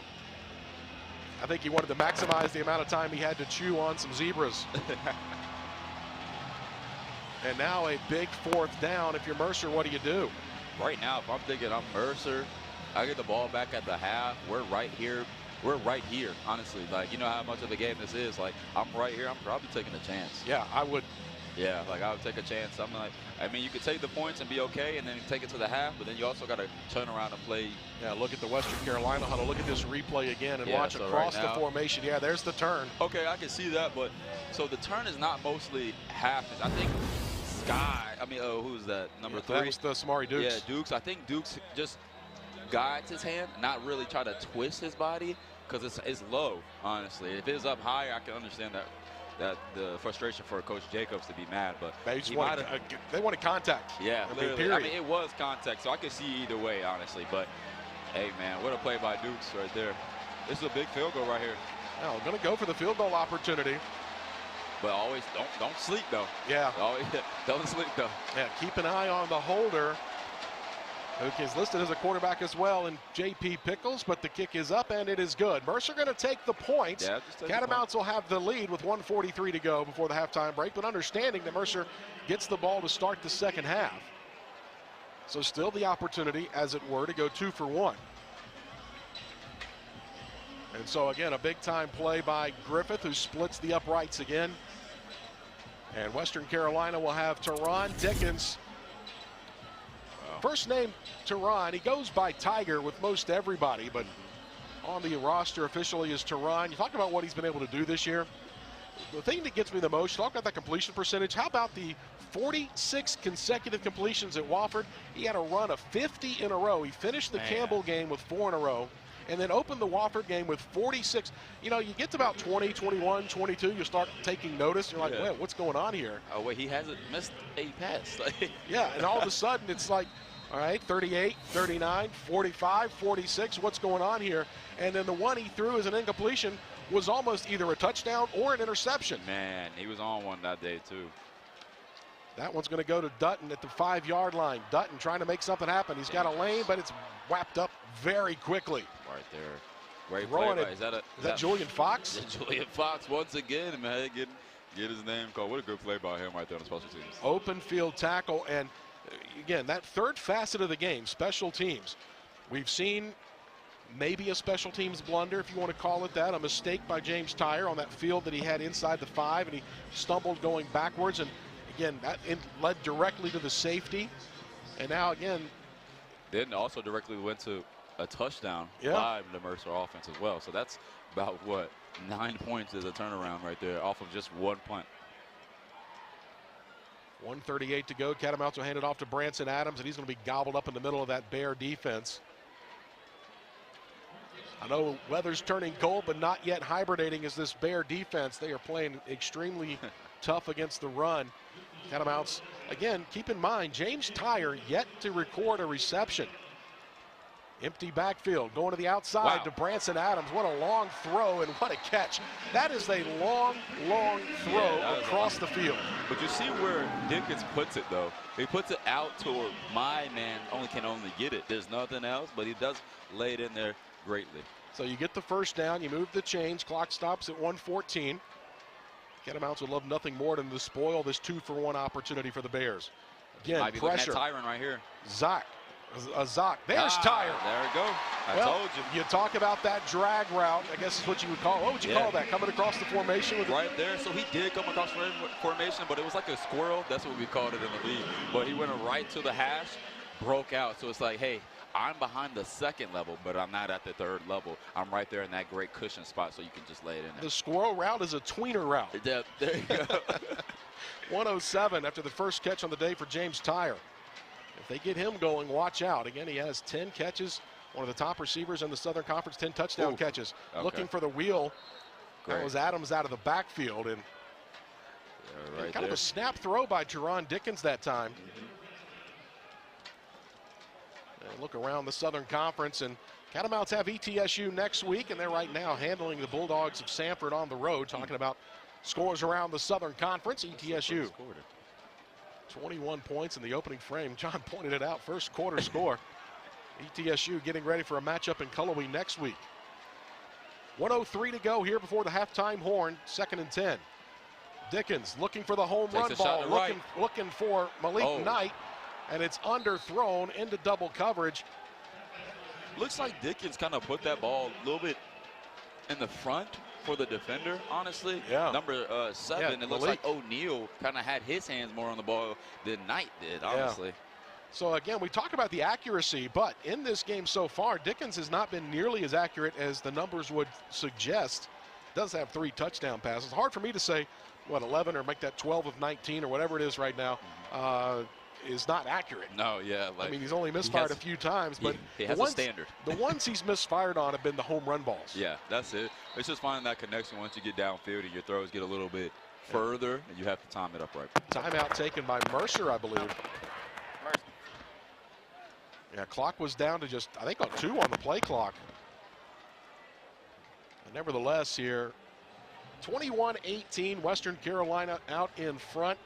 And don't forget, halftime show coming up on the other side of the next 58 seconds of game time. So coming up, we'll have our Harris Regional and Swain Community Hospital's halftime report. Look at the Fill the Western Sky, the Western Skybox across the way coming up. Look at some of these stats and you can check these scores from around the conference on a busy day of college football. And again, all eyes, quite honestly, of the league are on Cullowhee today. What's turned out to be a beautiful homecoming Saturday for the folks in Cullowhee. Gosh, man, what a view. Can never get tired of this. Long shadows being cast now by the Western Skybox, the new press box. We'll get in next year in Cullowhee. 58 seconds, Dickens over the middle. Wow, what a play. Finds Trezano. Trezano with room to run. What a move underneath. He's going to take it out of bounds just shy of the 20-yard line. Man, talk about a smart play. Look, we got a flag over on the far side. Is that going to be an illegal shift?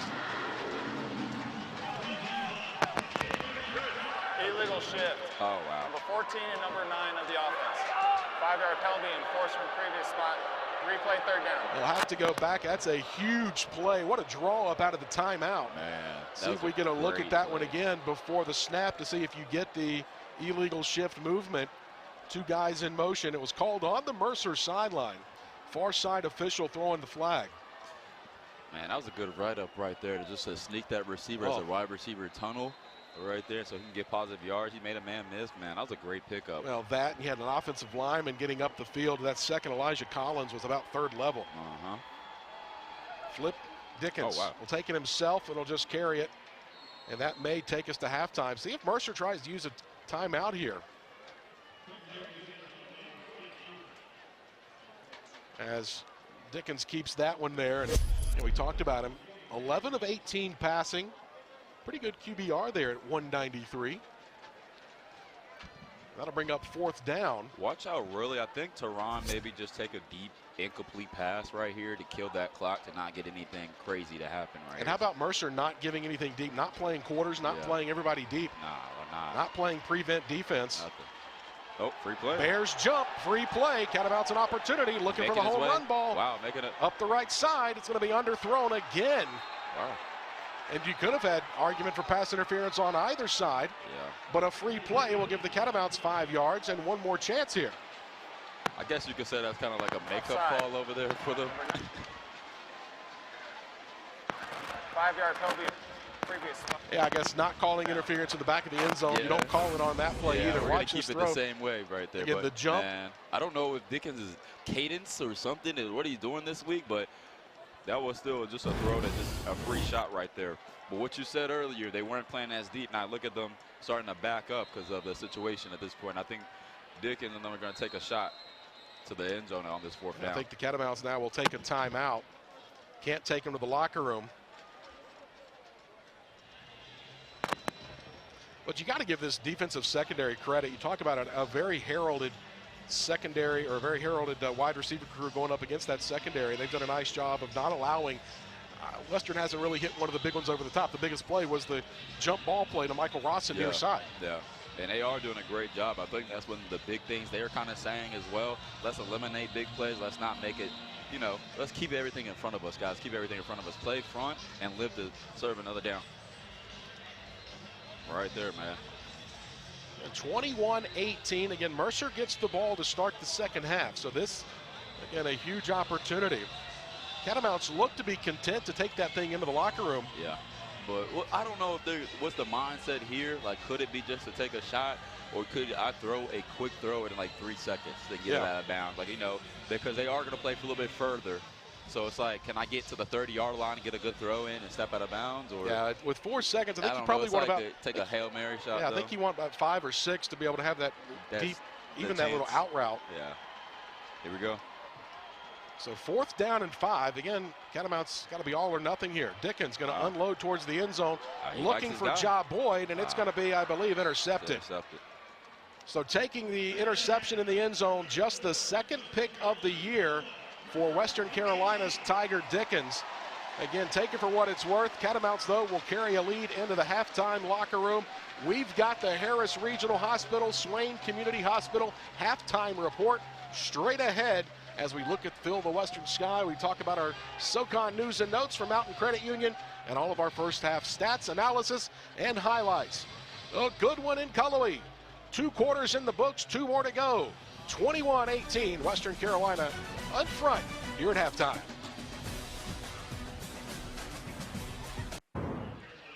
(21-18) here at halftime as the sun starting to set on homecoming Saturday here in Cullowhee, North Carolina. Our ESPN coverage of Southern Conference football. Again, nationally ranked Mercer, nationally ranked Western Carolina. 21-18, the Catamounts have the advantage at the half. Daniel Hooker alongside John Brannon, and John, pretty much what we expected. 2 offensives going outstanding at each other, one after the other. Defensives trying to find a way to come up with some stops. And again, both teams found some success in that first half on both sides of the football. And again, almost dead even here at halftime. Mercer gets the ball to start the second half. What are you looking for out of that first half going into our second half? For Mercer to come out and just be aggressive still. I think a little bit leading out and going into halftime, you've seen a lot of the runs start to happen, a little bit longer runs. First quarter is kind of tough, but I think their runs is going to continue to go back into it. And then for the Western offense and the Western enjoyer, just eliminate this big mistakes and stuff like that, but also make connections as well when you're kind of shooting downfield as well. They haven't came up with that big play just yet. Yeah, neither team really has been able to find that home run ball over the top on either side for the both quarterbacks. 2 of the best quarterbacks, not only in all of FCS football and here in the Southern Conference, but you talk about potentially Walter Payton Award, talk about potentially Jerry Rice Award winner, potential there between those 2. So very good quarterback play as we look again on a beautiful afternoon for football. And again, a packed house here at E.J. Whitmire Stadium, Bob Waters Field, looking for probably the largest crowd since the mid-2000s for the folks in Cullowhee today.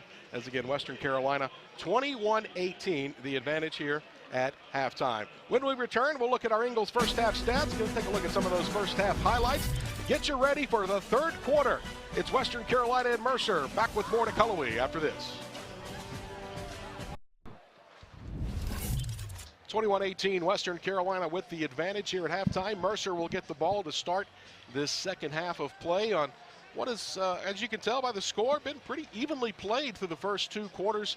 And the big difference was a special teams play, led to a safety that also led to a Mercer touchdown. So again, 9 points for the Bears, really coming off of one, I won't call it a blunder, but maybe one mistake on fielding the ball on a punt inside the 10-yard line that James Tyre, a -1 yard return, and was brought down inside the 5. That led to the safety and then, of course, the subsequent touchdown. But Other than that, you look at the numbers from that first half of play, they've really been pretty even. But you talk about around the Southern Conference, and again, it really has a good Mercer feel to this as well. Talk about Braden Atkinson. Third time this year he's won SoCon Offensive Player of the Week. Teron Dickens has a couple on the other side for Western Carolina. How about Maximus Pulley? Again, DB for Wofford. Again, a team that continues to play extremely tough. Record has started to creep back up there for the Terriers, but he got that Defensive Player of the Week honor. And again, we mentioned it a moment ago, Jerry Rice and Walter Payton watch list guys. Braden Atkinson, Evan James from Furman, Darius Malcolm from Wofford, Owen Sweeney from VMI, and of course Jerry Rice Award going to the Freshman of the Year. I think Teron Dickens has put his name in the hat for that Walter Payton Award. For sure. Again, so you might be seeing the top rookie and the top player in this game altogether. Take a look at our first half stats, John, brought to you by Ingles, and as we mentioned, pretty evenly played. A little slight edge to the Bears in terms of yardage, and a slight edge to the Catamounts on the scoreboard. Yeah, and you can really just tell right now it's a slight edge for the Catamounts on the scoreboard. Maybe that's coming from that third down right there. That's a slight edge right there. And time of possession is always a huge thing, but they're kind of even. I mean, you're talking about one possession. Honestly, one drive is a big difference when it's time of possession or even a third down right there. So real balanced game right here. So Western Carolina, again, both teams trying to run the football, but both teams have been dead set of saying, we got to make them one-dimensional, and stopping the run has been the one thing they've thought would be the easier of the two. Pick your poison between a running game, the balance for Western Carolina, the power running game of Mercer. So again, getting ready for this second half. The run game, I think you look at the second half adjustments, I think Western Carolina's got to do a better job on some of these crossing routes and deep balls. I think Mercer right now, they've played an outstanding game. They got to clean some things up, though, in the penalties. Penalties is what really hurt Mercer in the opening two quarters. For sure. I think it's the penalties, and also I think they need to have some more awareness when it comes to runner backs coming out the backfield and becoming those catching backs right there. Kickoff by Stephen Brantley. It's going to sail through the end zone, and we will take this one with the Bears out to the 25-yard line. Sun setting on the day here in Cullowhee on a homecoming Saturday. Western Carolina largest crowd. Haven't seen the announced attendance, but every ticket available was sold. Standing room only was sold. All the comps were gobbled up. All the hospitality areas are full. All the free food is gone. It has been that kind of day, a beautiful afternoon. Started out kind of rainy and foggy, and weren't sure how it was going to play out, but a sun-splashed Saturday afternoon in the Southern Conference. And the sun knew where to be today. Atkinson and the Bears back to work offensively. They're going to hand it off. First play will be a run by Miller, and a good gain there on first down. Give him close to 5 yards on the first play from scrimmage to start this second half. Both teams are going to stick with that run game. Yep, they're going to. And I feel like that's going to be the difference right here, who actually stopped the run in this second half, you know. Playing in front of the chains, or at least with the chains. Second down and 5, ball out about the 30-yard line. Shotgun for Atkinson. Hands off again to Miller. He's going to run into a mass of purple in the middle. You could tell with Miller every time he gets the ball. I guess he's a patient runner, or he's one of those guys that like to see what happens with the defensive line or the O-line right there before making a decision. And so now third and manageable, but an early opportunity here again. Mercer got the final score of the first half. We're trying to start the second half with a score to go back in front. I think that really led them to taking that field goal opportunity to get points on the scoreboard, but a chance for the Catamount defense maybe to get off the field. And again, short yardage here, not changing up what they've done. They normally in third down have gone with more of a dime type package, not changing it up here. Yeah, watch out right there. Running back out of the backfield underneath, knocked away by Dukes, nearly intercepted. And now a flag in the backfield is going to be thrown on Western Carolina. And the roughing the passer will be whistled on Kenyon Partridge. And here's another situation. Personal foul, roughing the passer, number 11 of the defense. Second forcible act, Kazamac first down. Kerwin Bell wanting an explanation. Home crowd doesn't like it. We'll get another look at it here. And Partridge trying to get home. It's the same thing we saw in the first half. Hands to the chest and the extra push, the extra shove. Might be a little high right there. Just like Mercer had in the first half. They were able to get off the field, but a roughing the passer call kept the Catamounts opening scoring drive alive, and this one keeps it going for Mercer. First and 10, Bears out near midfield. Play action. Catamounts brought corner pressure. Oh, Nobody gets home. Hassan Sykes downfield. Wow, what a catch! One-handed right there.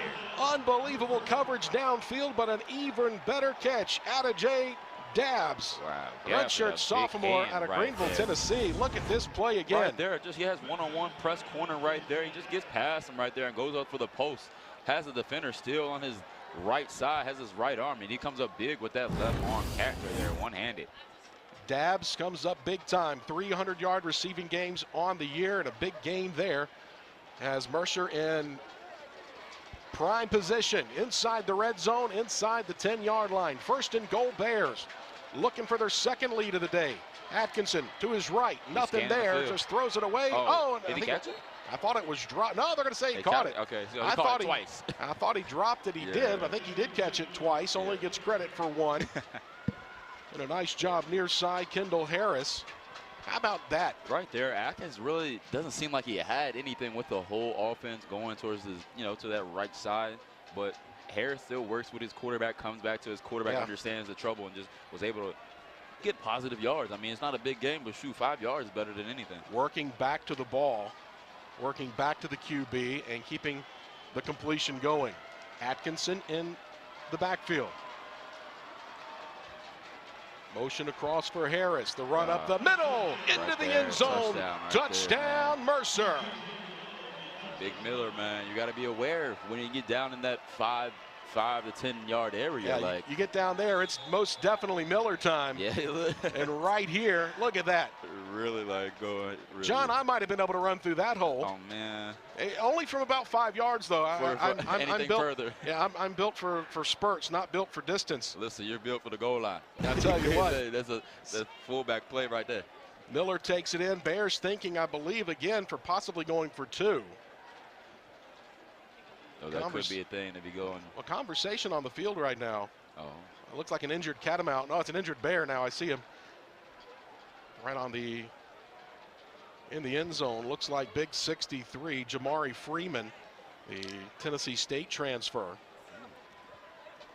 Shaken up a little bit, but nothing will make him feel better than knowing that the big guy behind him found the end zone. Really, it's worth it. It was worth it. He's coming off the field. Looks like he's going directly to the locker room. Oh, man, it might be serious. Yeah, don't see that too often. He's going over to the athletic training tent. Bears now look like they will send the PAT unit out. They get a 3-point lead now. Probably didn't want to sacrifice anything if they would have went for 2. Didn't get it. Then it's a 3-point game. Putting Western at least right make there. it now. Make it a 4-point game here. Yeah. Make it an actual score instead of a field goal. Yep. 24-21 PAT by Griffith is on the way, and it is good. Mercer, thanks to a roughing the passer penalty, just like the Catamounts had on their opening drive of the first half, Bears use it on the second half drive and take a 25-21 lead over Western Carolina. 12:09 to go here in the third quarter.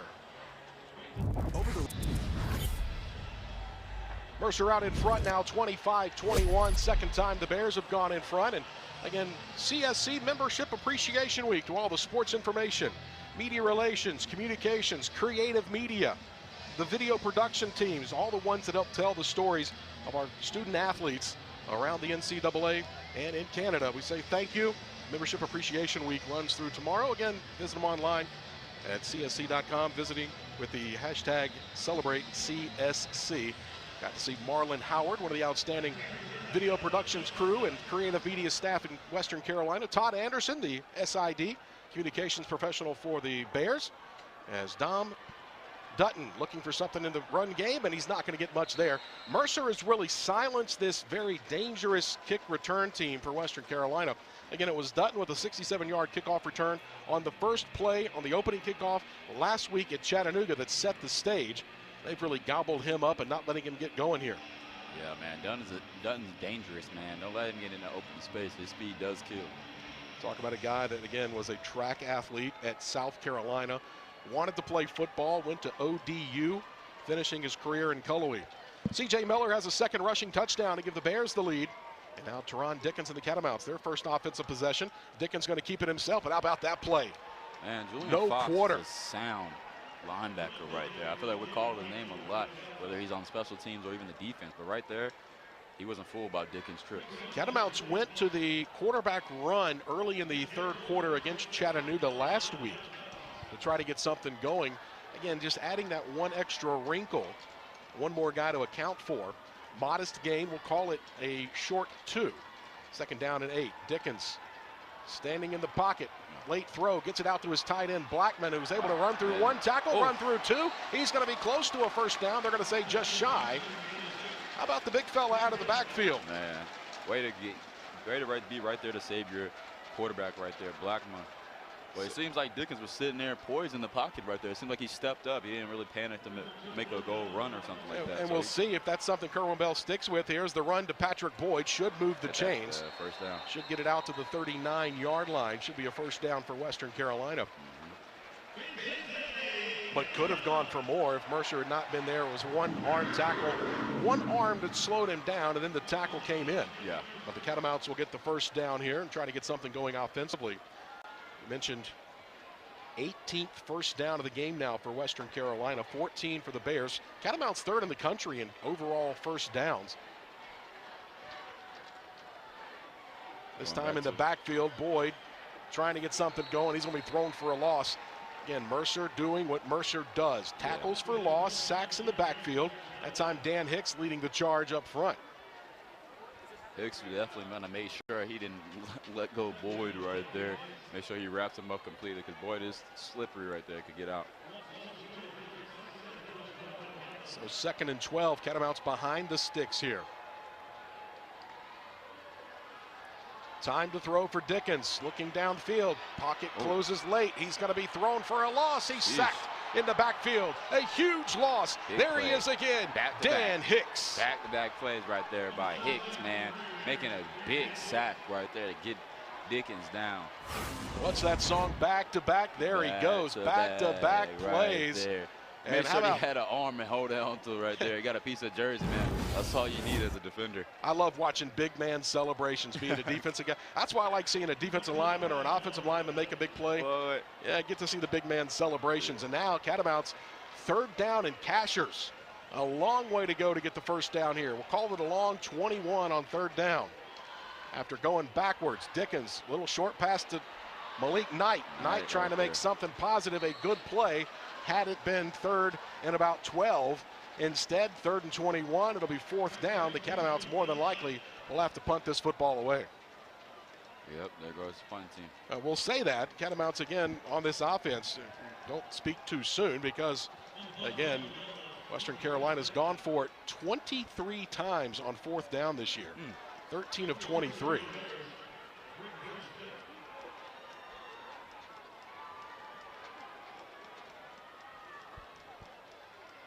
So Brantley, toe to leather, booming kick, fair catch called for, backpedaling, stops it at the 5-yard line, and the Catamounts flag thrown here. They might be on Smith. It might be on the return man who started blocking. It was the long snapper for Western Carolina, Emmett Rhodes, who got down and ended up downing the football ultimately. We'll await the call here. Again, this could be either back Mercer up inside their own 10-yard line or move them off the shot of their own goalpost. So we await the call here. Called for fair catch. That's the thing. Called for fair catch. And then started blocking. Yeah, and then blocked immediately right before catching it. So I wonder what the call is here. I know someone that can tell us. Illegal block. Number 9 of the receiving team gave a fair catch signal and proceeded to block a member of the kicking team. That penalty enforced half the distance to goal line for the end of the kick. First down. And so that should take us to a timeout here with 8:39 to go. Mercer will have it, but they're backed up now inside their own 5-yard line. Bears with the advantage, 25-21, and they have the ball when we return to Cullowhee, trying to build on this lead. Trying to come up with this play again. Fair catch called for, and then blocking right there. Whistled for the infraction, which will again back Mercer up here to start this drive. Yeah. So man, Mercer backed up. You got to look for a couple things, a couple more runs probably to get the chains moving, or even take a shot right here back up. Watch out for the hard count too. We're going to go with that run up the middle and breaking it wow, outside and breaking it big time. Off to the races. Running. How about the big fella? 230 pounds and a huge run and out of the big time hole, but hold the phone. A penalty flag in the backfield. Looks like holding on Mercer. Preliminary indication was holding. Holding. Number 74 of the offense. That penalty enforced half the distance to goal line from the previous spot and replay first down. And they whistle it on big number 74. Right there, no. They'd send that tight end to go across the field and get that good block on Ken Moore. After he gets that edge, you get that block on Ken Moore, Miller just finds green grass and is able to take it up for a big gain of about 60 yards right there. Mari Atchison. How about the speed of Miller, though? Man, again, you talk about 5'11", 230. He's built not just for bulk, he's built for speed there. And you know, that's an avalanche. That's what you call that. Once it gets going, it's going, man. It's going to knock over everything in the way. Bowling ball, downhill run. How many more things we can come up with to describe? Honestly, tired right now after a 60-plus yard. I don't think he's in there now. Different back. As again, they'll try another run. This time up the middle. Catamounts able to swallow that one. It's big right there. That's something that was still like, okay, well, we just let up a big run. We got saved by a holding penalty. Western Carolina has to see that and make some adjustments right there. Well, talk about big. You want to talk about big 90 in the middle, Jamichael Wilson, the Tusculum transfer. Yeah. And I talk about a guy that is 6'3", 330 pounds, alongside of Jaleel Anderson at 6'4", 320. Stouts. Don't get in those guys' way to the buffet line. Throw across that one, well overthrown. That was all about speed and how fast it had to come out of there. Really, though. Right there with that RPO, you do got to make a quick decision right there. And you see that slant. Probably was best to overthrow rather than put it right on the money the way he was covered. Might end up looking at a slant and go or something along those lines. If you get a double bump, double move there. If you're Hassan Sykes, again, Hassan Sykes on one side, Cameron Dabney on the other, two outstanding cover corners. We've got some outstanding secondary guys on both sides in this ball game that have been overshadowed because of the abilities of these offenses. Watch out for the inside fade here. Third down, tight end running up the middle. They're going to go to the out route, and it's overthrown again. Hassan Sykes and Ken Moore in coverage. What better way to test good on good? You might as well go to your best guy against their best guys and challenge yourself. And the Catamount defense going to hold here. And again, this one just threw too tall. Just back foot throw. Honestly, but then you also got the double coverage right there with two purple jerseys on the. Like, I don't know if he would Hutchinson seen. I mean, he's seen right there to even make that throw. I stand corrected. It was the safety, Bo Simpson-Neely, not Ken Moore, that was over assisting in coverage. And now you got a back of the end zone punt opportunity. When the game's so close like this, special teams have been coming in handy right now. Yep, John McConnell, and doesn't get a great kick. This is going to be great field position. Catamounts are going to have it inside the 50. And so pinning them deep on the penalties with a good punt by Brantley on the previous possession when the Catamounts went backwards on their offensive possession. But now starting to flip field position. And what a great stop by the defense. Turning into a grounded out kind of game and grinded out kind of game now. Again, nearly. Woo. The number 14 right there for Western. Again, how about big Veneer Baptiste coming through that time? Yeah. 14 for the defensive side, big defensive tackle / defensive end / special teams extraordinaire. Right there, close to getting that one. So let's see if the Catamounts, do they look up top first play? Hand it off to Terzado, who's got a trailer on him. How about Andrew Zock? That is a defensive end tracking down one of the faster guys on this Western Carolina squad. What speed from General Zock. When you talk about relentless effort right there, man. He came from the other side of the field. He sniffed that whole play out and kept going and run for no gain right there. Great play by Zock. Only thing the Catamounts could have done was run somebody back the other way with a double reverse because of the relentless pursuit. Right there, Dickens taking a shot. Looking for the shot. He's got a man down there, and he overshoots him. And again, double coverage. Right there. There's been absolutely nothing up top for Western Carolina. Nothing there most of the day on these deep ball shots. Dickens, again, talk about a guy that came in right about 75%-ish on the year. Down about 60% passing right now. 57.5% Yeah. And 15 of 26. Give credit where credit's due, and that's this defensive Mercer. Yep. Playing sticky up coverage. Front and in sticky coverage, yes, man. Having pressure and then sticky coverage, man, that's a balance of a good defense. That's a great recipe. Yeah. Dickens hit as he released. And they're going to call that a fumble. Oh. And Mercer may have just flipped the field once again. Dickens' arm hit as he went forward. Catamount's arguing that his arm was going forward. Immediately under review. Covered by the defense. Definitely going to be reviewed. Luckily, we have a Catamount on the field hurt. The pressure from the Mercer defensive front. Wow. In a game that we said offense, offense, offense, it's been defense here to start this third quarter. And like we talk about that recipe, man, what a good, I think it's a fumble. I think that might be a fumble right there, but great defensive play, having a great pressure coming up from the front side, and then you have the DBs playing well, great too on this, taking sticky coverage. So it looks like it could be a fumble going to Mercer Bears. And taking it away and coming up with it. Was that Claire's that came up with it? Yeah, I think so. 51. Really on the field of the fumble is under further video review. So video review coming. An injury on the far sideline for Western Carolina. We'll get you update on both. Looks like Zach Watson runs off under his own power. But again, Mercer looking to get the ball back in great field position. After review, the ruling on the field of the fumble is upheld. Be first down Mercer.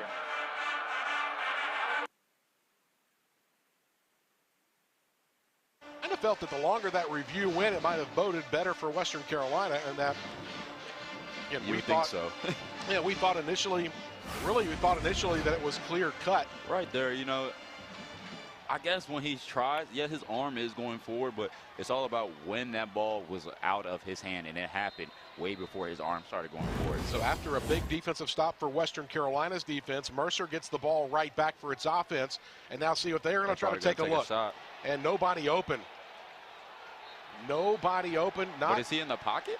He is in the pocket. Ball got back just to the line of scrimmage, and there was a receiver. So there's no foul for intentional ground. Number 80 was in the area. Yeah, I'm about to say. And it just got back to the line of scrimmage as well. It says number 80 was in the area. 80 was blocking, though, I thought. If you're blocking as a running back, does that actually count? I think the receiver near side was close to it. Closer, yeah. But how about the pressure that time for Western Carolina's defense getting there for one of the few times, not getting home for a sack. You know, only 2 sacks given up all year by Mercer's offensive line. Oh, got the quarterback keeper hasn't looked to run it much, and that shocks everybody on a Western Carolina defensive side, and nearly runs for a first down does Braden Atkinson. Honestly, that's probably the best time to pull it. They're not anticipating it. You know, a lot of times we've been handing it off.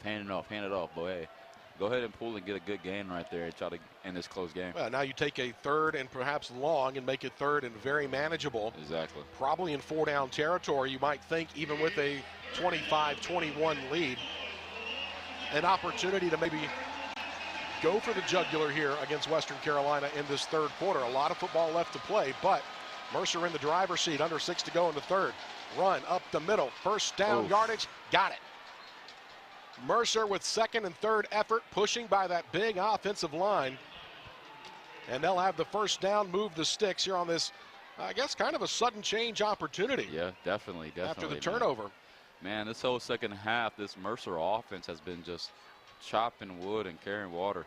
You talk about 6'8", 300, 6'4", 300, 6'3", 305, 6'2", 285, and 6'2", 305. It's a lot of beef along that front line. Man, Evan Barr, strength and conditioning guy, loves that. Yeah, he's an old offensive guy. Ready. Look like they're trying to do a trick play. Late pressure, right it's in the air. What an adjustment, touchdown Mercer. Catamounts got home with pressure. The ball knocked up in the air, and Mercer comes down with it. Touchdown Bears. Big play right there for Harris. Way to trap the ball after a, looks like a punt play, honestly, the way that ball was in the air and how long it was in the air. But just playing center field. Right there, just across it. Yeah, really tracking the ball, playing center field right there. That was probably the best description. But, man, Harris coming up big right there. What a big play for the Mercer Bears. Kendall Harris in the end zone for Mercer. Second touchdown catch of the day on his 5th reception. PAT on the way, 31-21, 10-point lead. And the air out of a packed house has been just sucked out of here. Man. Low snap, but it's handled. The kick is up, and it is good. A lead is 11 now for the Mercer Bears, trying to come on the road and hold serve, trying to get that automatic qualifier to become one of the first teams in the NCAA FCS to punch their ticket to postseason. And right now, with 5:12 to go, the Catamounts are going to have to do what Mercer did to them a year ago, and that's find a way to come back as Mercer's in the driver's seat, 32-21, and a defense that's making the difference. Honestly, they've gone on a run right here to even start the second half, man. It's been big right there, coming up with a turnover right there and then capitalizing on it. This whole time, each drive Mercer has had, they have been chopping water and carrying wood, making sure they continue to move the ball efficiently and capitalize even on third downs or even when they have a chance. So now Mercer will kick it back to Western Carolina, and you got to feel this is a must-score possession for the home squad. Mercer has really shown up out of the halftime locker room. This one will sail through the end zone. Catamounts will take it at the 25. And they got to answer now. This is a big, kind of a big moment for this Western Carolina team, a squad that's trying to prove that it deserves to be on this national stage and have made some great plays throughout the year. Catamounts will have a new center, it looks like. Aaron Sanez, back from injury, is in. Now at the center position, again, it was Zach Watson who was injured a moment ago. This is going to be a get back on track right here drive for the Catamounts offense. Dickens right looking there. to the outside, has Malik Knight. Knight trying to make a play, is going to be pushed forward out near midfield. Right there, good play to come out of that. Way to answer all the things that have happened already for the Mercer Bears. Catamounts came out striking. And again, it's got to start up front for Western Carolina, quite honestly, in the point of attack, because that's really the strength of this Bears, the teeth of this Bear defense, that front four, front five when they get pressure, when they bring a linebacker. Tyre in motion. Catamounts handed off to Patrick Boyd. He's going to be stumbling forward. One of the big differences I've noticed for Western Carolina's run game, it's that first contact that knocks them off balance, and then it's trying to catch up from there, to recover from there. Yeah. And that right there, it's that press back. Who's winning at the line right now? You can see the Mercer Bears winning at the line and pushing the old lineman back. That's why Dickens has, like right here, moving out the pocket. Looking downfield, finds his tight end. How about Blackman? Great play. Braden Blackman for Western Carolina just kind of sat down and made his, again, sat down, showed his numbers to the quarterback. Dickens, eyes downfield, feet always moving. Yeah. Blackman, 2 catches today. He only had 13 coming in on the year. Yeah. Man, Blackman right there being a quarterback safety right there, safety pin right there, man, being able to help his quarterback out and come out of that scramble. 1st and 10, Catamounts looking to drive. Trailing now by 11. Handoff to Boyd up the middle, runs into trouble, and now a big-time hit. He got stood up, and that's kind of a defensive man's dream. One guy hold him up, one guy polish him off.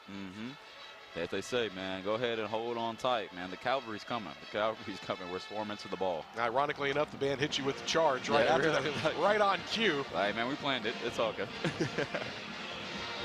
Catamounts now, a modest gain. We'll call it 2nd and 9, kind of closer to 2nd and 8. 8.5 maybe. 3:15 and rolling. Tyre, a lot of motion on the outside. He's run a mile before the snap. Looking left side, one-on-one coverage, and the Catamounts broke off the route, and now pass interference going to be called. That came from the back end of the defense. Again, he broke off the route. I could see them picking this flag up and saying uncatchable because, again, he broke off the route. Yeah, I think they're going to pick it up. Because the ball was intended for the corner. Yeah. And the route was broken off about 5 yards downfield. There's no foul on the play for pass interference. The receiver cut off the route. It's 3rd down. I think that's probably the right call. Think so? Or did he get held up on a double move? Like, that's what I'm also maybe thinking. And I think that's what Kerwin Bell's arguing. How do you know that that was not broken off? How do you know that it was a double move? He couldn't get there in a way that he's like, that's where the ball was supposed to go because he's supposed to be there, but the double move he might have caught. Well, then don't call pass interference, call holding. Holding. There's a difference, you know what I mean? That's kind of the way you look at it. But now a 3rd and 9. Yeah. Here we go. Pressure comes. Dickens looks across the middle. There's Malik Knight. Knight, go ahead. Knight to the 10, to the 5. House call for Western Carolina. Man. What a play. Wow. Malik Knight across the formation, and the Catamounts answer. The Bears and the Catamounts back and forth. Mano a mano, prize fight. Catamounts look like they may try to go for two. Yeah, looks like the offense staying on the field right now. Definitely trying to make it a one-possession game right there, but with a field goal. Kamari Reed in at running back. And this is where you celebrate the touchdown, but the Catamount coaching staff barking out instructions. And I think now a timeout taken by Mercer. Looks like everybody's kind of scrambled right now for this extra two-point conversion. I'm not sure. Coach Jacobs going after one of his players, just frustrated on the last play. This will be a 30-second timeout. And we'll keep it here, 32-27. And again, Malik Knight all the way across the formation. Offensive line answering the bell with the pressure of this Mercer squad. And then, speaking of Bell, he's still arguing that. I think they both are. There's a lot of intensity going on. Right there, it's just like, I'm about to say, Diggers right here just really look like he's seeing, hey, you know what, let's go backside. Over there, Knight, over there having a one-on-one situation. Then dig route, caught the ball, picked up, had one good block, and then picked it up, took it all the way back to the house. Hey, you watch that. There could have been a illegal crackback block called on that. That block. I don't think it was one of those. Again, the guy had a play on making a tackle. I don't think it was egregious. Yeah. That was just from the reverse angle. I didn't see it from the up top view, but the reverse angle definitely saw it. Just that could be something they could be arguing over there on the Mercer side right there, man. But 75-yard drive for the Catamounts, and how about answering quickly? Catamounts looking more like the Catamounts of the 6-game winning streak variety. We'll go for two here. Look at that one-on-one on the backside, man. And now they bring it back in. Out of the backfield, looking for Murray. Oh, wow. Looking for Reed. It's thrown and intercepted in the end zone. Ooh, and it would have counted for 2 points if he would have took it all the way, too. I don't think it goes in the books as an interception. I think it goes in as a failed PAT try. Boo. Defensive backs hate it. Quarterbacks love it. But it'll keep it now at a 32-27 ball game. Right there, when everything is designed to go to one side, backside defenders now have an opportunity to catch speed right there. They need to undercut a route like that, especially in the end zone. Not that much space right there. So it's like, hey, if this throw is doable, hey, I'm going to go ahead and try to catch it, man, and go make my opportunity. And what a tip of the cap to Jacobs and his coaching staff. And again, Jamal Brown, the defensive coordinator, they knew exactly what was coming. That's the play the Catamounts are designed to roll out to the right and dump it off to Kamari Reed out of the backfield.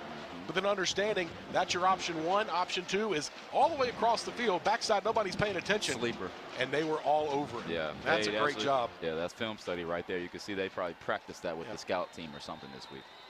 Western Carolina been one of the top red zone teams in the country, especially at least in the Southern Conference as well. But a good drive, and Mercer will get the football back, and they maintain now the 32-27 lead. Mercer came back on Western Carolina a year ago to get the win. Catamounts trying to pull the come from behind job this year. 2:56 to go, third quarter. It's 32-27 our score here. Again, it kind of slowed down there. It was 21-0 at into the first quarter, and now 24-7. ETSU leading Sanford in Southern Conference play on a busy SoCon Saturday. Mercer's got Chattanooga next week. Western Carolina has the aforementioned Buccaneers of ETSU in a rivalry matchup. I think that's for the Blue Ridge. The Blue Ridge Border Battle. Yes, sir. Playing for the Traveling Trophy, the Rock. Handoff in the backfield. Miller. Ooh, wow. How about Caleb Fisher? Wow, Fisher right there, Matt. He could have took the handoff. How close he was to the runner back right there, Miller. Caleb Fisher, an accomplished bowler, during the preseason SoCon football media day. All the guys, all the players, all the representatives got together. They went bowling the night before the media day. Fisher won the bowling competition. Asked him if he was an accomplished bowler. He said, I'm not bad, but I didn't think I would win. Listen, he just went out there and performed it right there. That's exactly what he did. He made a big play, and a loss of 4. TFL. TFL. Catamounts could use a turkey from him right now. Yeah, Pressure really. coming. The throw out near side, all alone again. Breaking the tackle. How about the effort, the work, and maybe a flag. another face mask, honestly. Working downfield, and the Catamounts been their own worst enemy right now.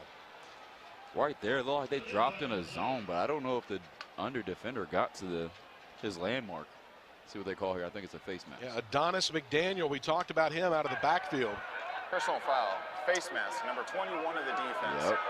It's a 15-yard penalty from the end of the run, includes an automatic first down. Now they're whistling it on Dabney. Dabney says it wasn't him. It doesn't matter. It's still a personal foul. Yeah. It's still extra yardage after the run and a big-time play. So, again, Catamounts right now, one step backwards, and then they're giving up 3 steps forward. It's the opposite. You want to go the other way for the Catamounts. But right now, this offense from Mercer starting to hum. 1st and 10 at the 40. Handoff, Miller, patient. There's a big-time collision. Big collision by number 5. Yeah, right Hayward McQueen there. Justin Wallace getting in there as well. Right now, committed to the run.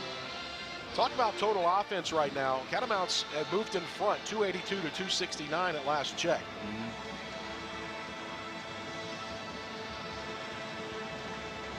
That's not updated, because Mercer now is well over 300 yards offense. Yeah. I was looking at passing yards only, 338 to 322. There you go. Okay. I'll look at the right line. Fun things can happen. You got to keep your eye on Harris here. He's definitely going into motion.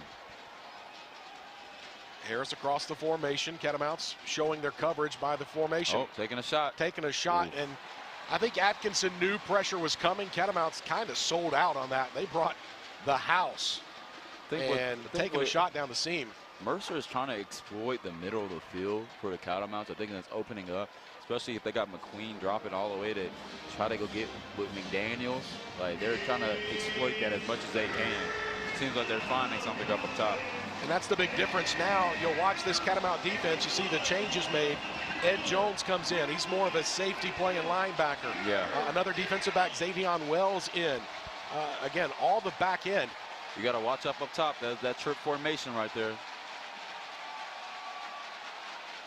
He's looking that way the entire time. Comes across the middle. Got the completion. Still moving. Trying to get going. Finally brought down. Another 3rd down completion. Another 3rd down conversion. 6 of 11. Hasn't been amazing numbers. No. But the timing has been huge. Man, and a big player right there with Harris, man. Just able to run the dig route and just, hey, Atkinson able to put the ball right on his chest. Nobody else can make a play on it right there. So that's a big play for a big first down. Team best 6th reception for Kendall Harris today. Closing in on 80 yards total. Miller, everybody to the left side, yep. Breaks a tackle, 10, 5, house call for the Bears. Doing it on the ground, Mercer with another rushing touchdown, his 3rd of the day. Right now is big. What we talked about, that's a big play right there by Miller, man. They had everybody on the left side and was able to find a hole. Miller, being patient as he always is, was able to run it up for a touchdown for the Mercer Bears. How about the patience of that run? Yeah. I mean, it's like a 1 Mississippi, 2 Mississippi, 3 Mississippi run. He waited and waited and waited and let the linemen set those blocks up. I think the biggest thing is right there is that like you just said, he lets everything play out. And then he just runs. Like, it's like, I'm going to wait for everything to happen, let things develop, and then just go shoot the gap and go full speed right there, man. Right there, you just see you guys, I think, double very tight ends on the left side. And all Atkinson does is just rise the handoff off and let Miller get a running start right there, like you see.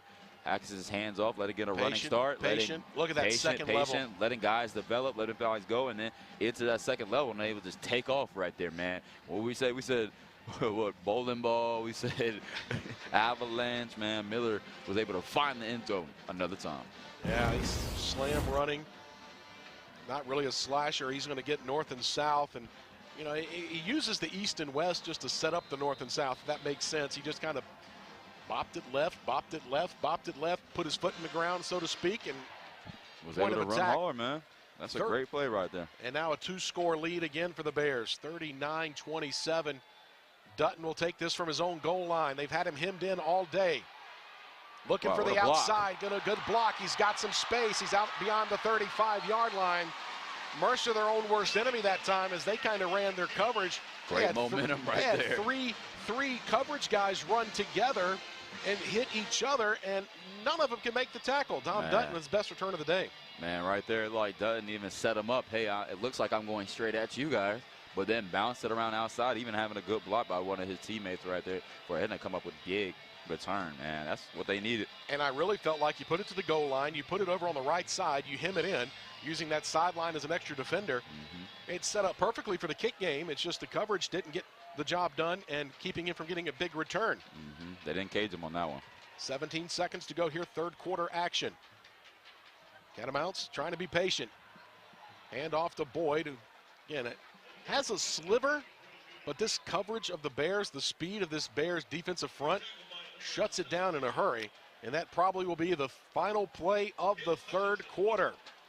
Homecoming day in Cullowhee. The sun is set, the lights are on. It's time to the third quarter. Get things going as we go to the fourth quarter. Four fingers in the air on both sides. Western Carolina got to find some answers. Mercer trying to hang on to get the win and get that AQ. 39-27, Bears in front. Catamounts trying to get something going after special teams.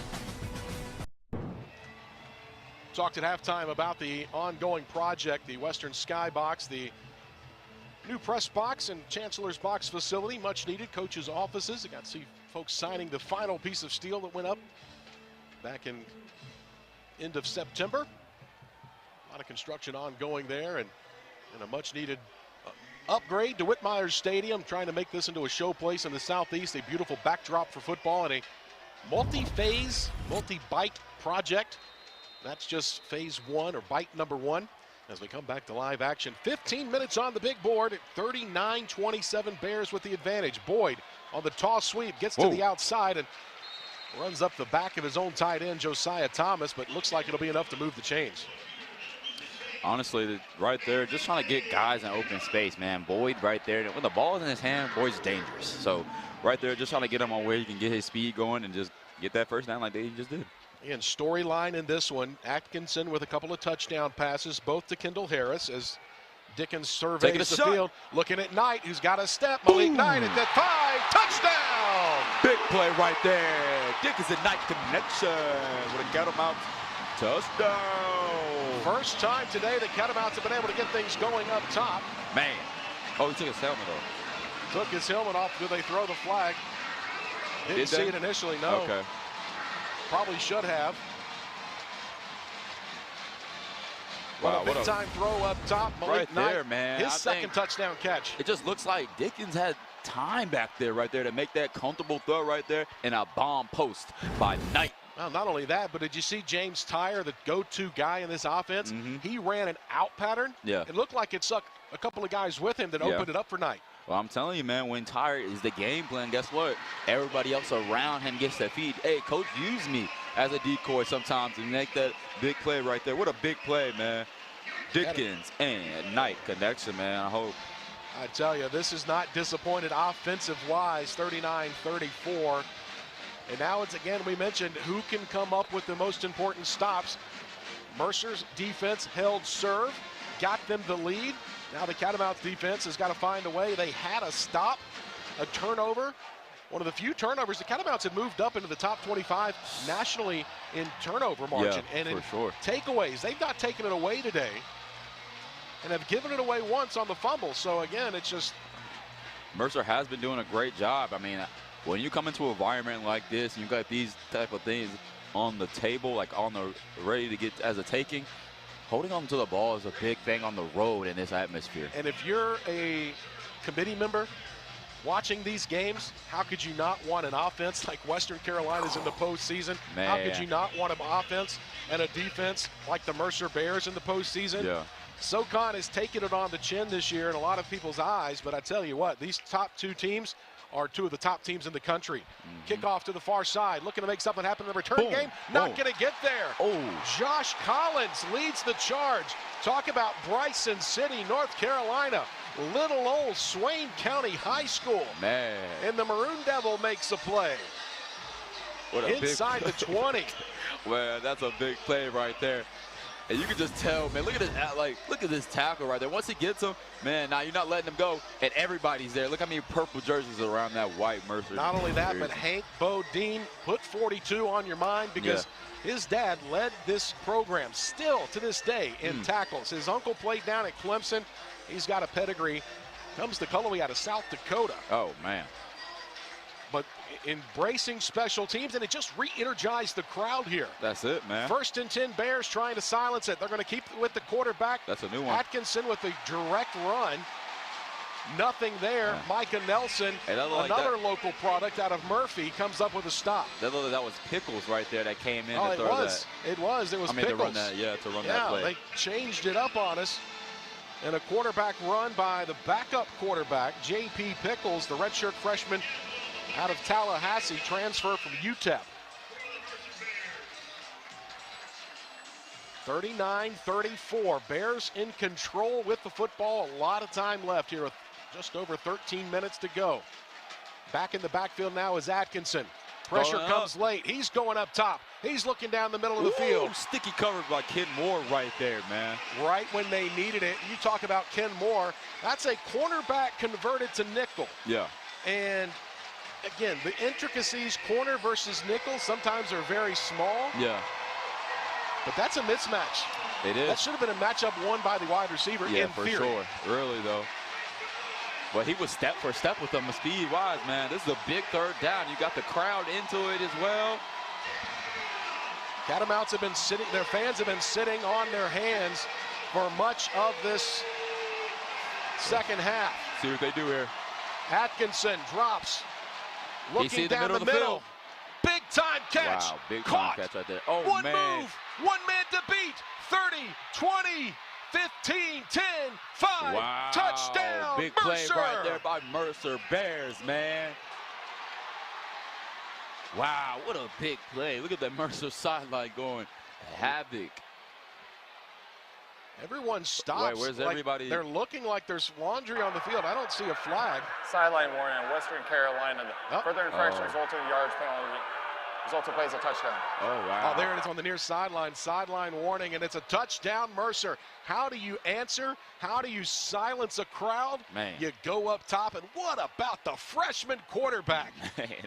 3rd and long, and not a problem. Man, Atkinson, man. Wow. You talk about his poise, but you got to also talk about his throws as well. That right there, he had the defender on the inside. Any ball that would have went a little bit in front of the guy, he literally put it on the back shoulder of a guy, had his receiver turn all the way around, away from the defender to make that catch, and then watch the receiver right there in open space make a play. What a play, and again, this title fight, swing both sides. Mercer with the latest salvo, the latest haymaker. The Bears go up top. Touchdown, 46-34, back to a 2-score lead for Mercer.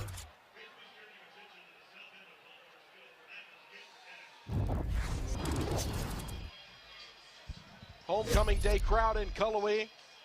The 3rd largest attendance. Talk about 14,510 here today. But silent now after an 81-yard touchdown bomb on a 3rd and long. And you talk about that record, though. 3rd best in school in facility history. They celebrated the 50th year of the stadium a year ago. That one's going to sail into the end zone. But you go back and look. Among the top 10 now, there's only 2 games, make it 3 now, that are not against a little rival up the road in Appalachian State. Furman in 1978 and Georgia Southern back in 1987, and add in Mercer today. But how about that? You have an efficient 82-yard drive in 3 plays. Sure. When you get it all in one play, 81 yards. 3rd and long. A short run by the backup quarterback. Yeah. And then I want to say it was an incomplete. An incomplete or a failed second down play, and then a bomb.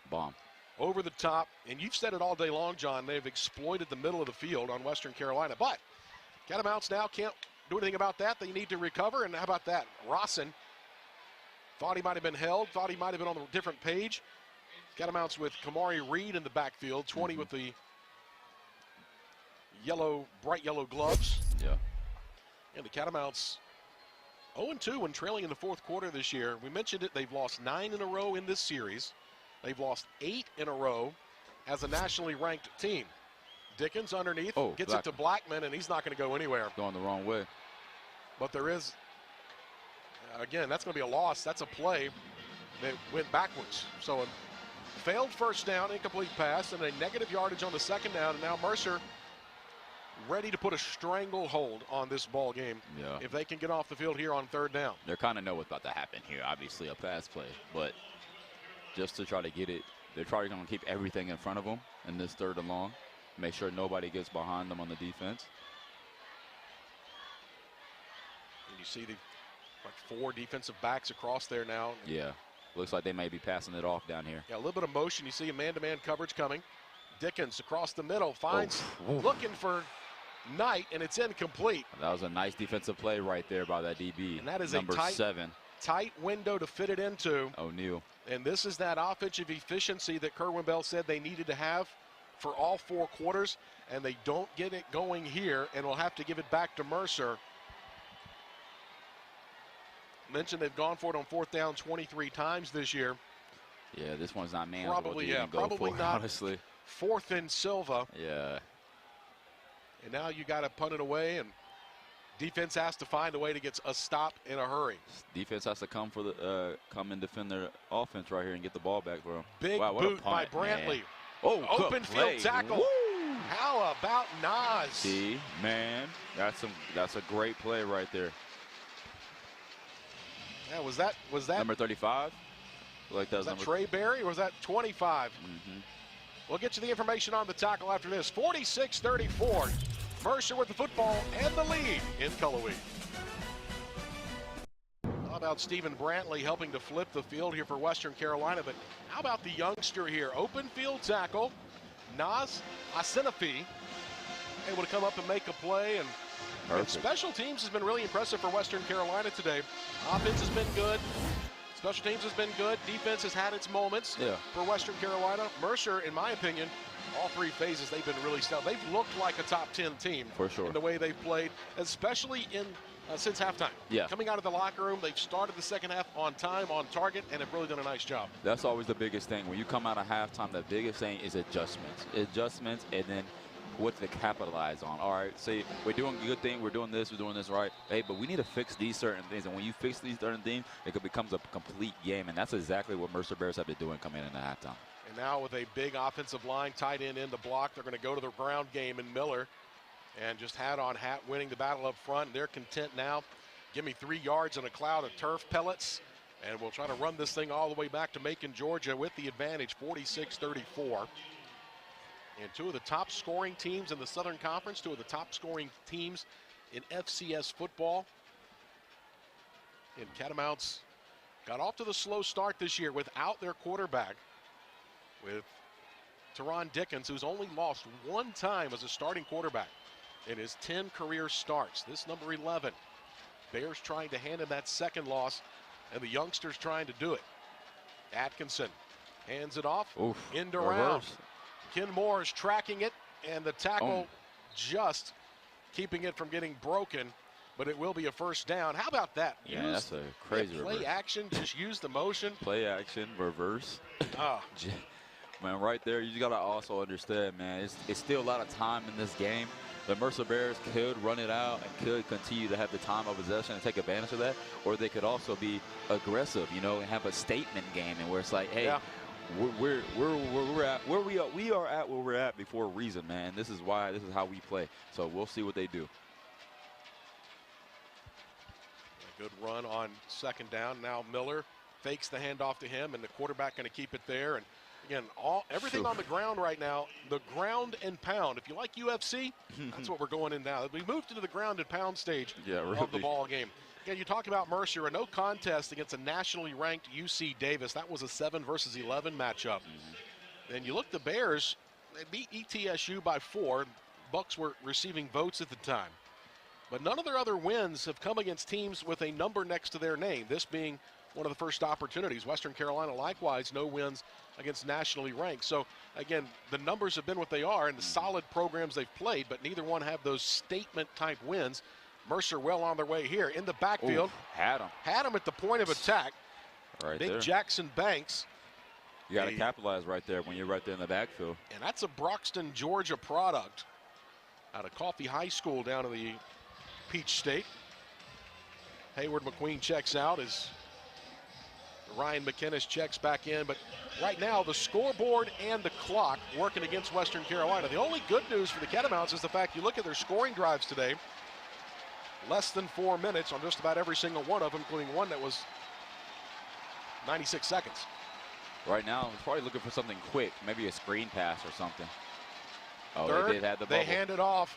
Catamounts right gobble it up in the backfield. If they can bring them down, it'll be 4th down, and it will be. Decision time for the Bears. You've got 2 scores. I imagine you punt this thing away. Yeah. And make the Catamounts go the length of the field. You've chewed up some clock. You've leaned on a defense a little bit more. James Tyre, an opportunity to try to impact the game again. Talk about a guy, 10 touchdown catches today. Ooh. Dickens with 10 touchdown catches on the year. 5 touchdown passes for Dickens today. 2 to Malik Knight, 2 to Michael Ross, and 1 to Patrick Boyd. Catamounts set up for the return. Tyre's going to call the fair catch, and he'll have it just outside the 25-yard line where the Catamounts will scrimmage. What I really want to see from Western going into this one is getting back to that moving the pocket with Dickens. I feel like he's real dangerous when it's on the run.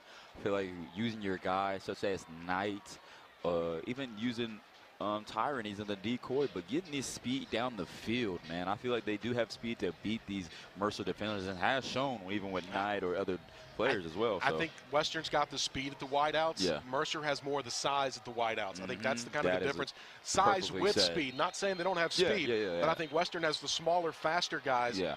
Jalen Trozzato in the slot, for instance, 9 in purple. Catamounts go underneath to Kamari Reed, very modest gain. And also at this point, you got to, as a quarterback, play point guard, but also, man, if they're giving you the dinks, the little small things, take it. Take it. You know what? That's going to march you downfield. So we'll see what Dickens and how he manages right here. Yeah, take the underneath and try to move it downfield. They have plenty of experience with that. Again, 46 consecutive completions at Wofford. A lot of those were underneath patterns as Wofford played over-the-top coverage with heavy defensive back. 8.5 to go. Dickens right there, looking near side, has his tight end, Josiah Thomas. That'll move the chains. Will it? I think it will. Yes, yeah, first down. See, just like that right there. That's a little stop right at the chains. Stops the clock, keeps people going. 24th first down for the Catamounts today. Dickens over 350 yards passing. Braden Atkinson over 386 in this battle of 2 of the top QBs in the country. Boom. Trozzato underneath, and he's going to take a big lick. He goes down there. But you can tell the urgency right here from the Western's offense right there. Getting back to the line. Got to go. But it almost feels like this and that last drive the Catamounts had, this should have been more of the mentality than what they went with. Yeah. Keeping it in Dickens' hands. The clock at 7.5. Going for the double Looking for move the double over there. move. A lot of contact.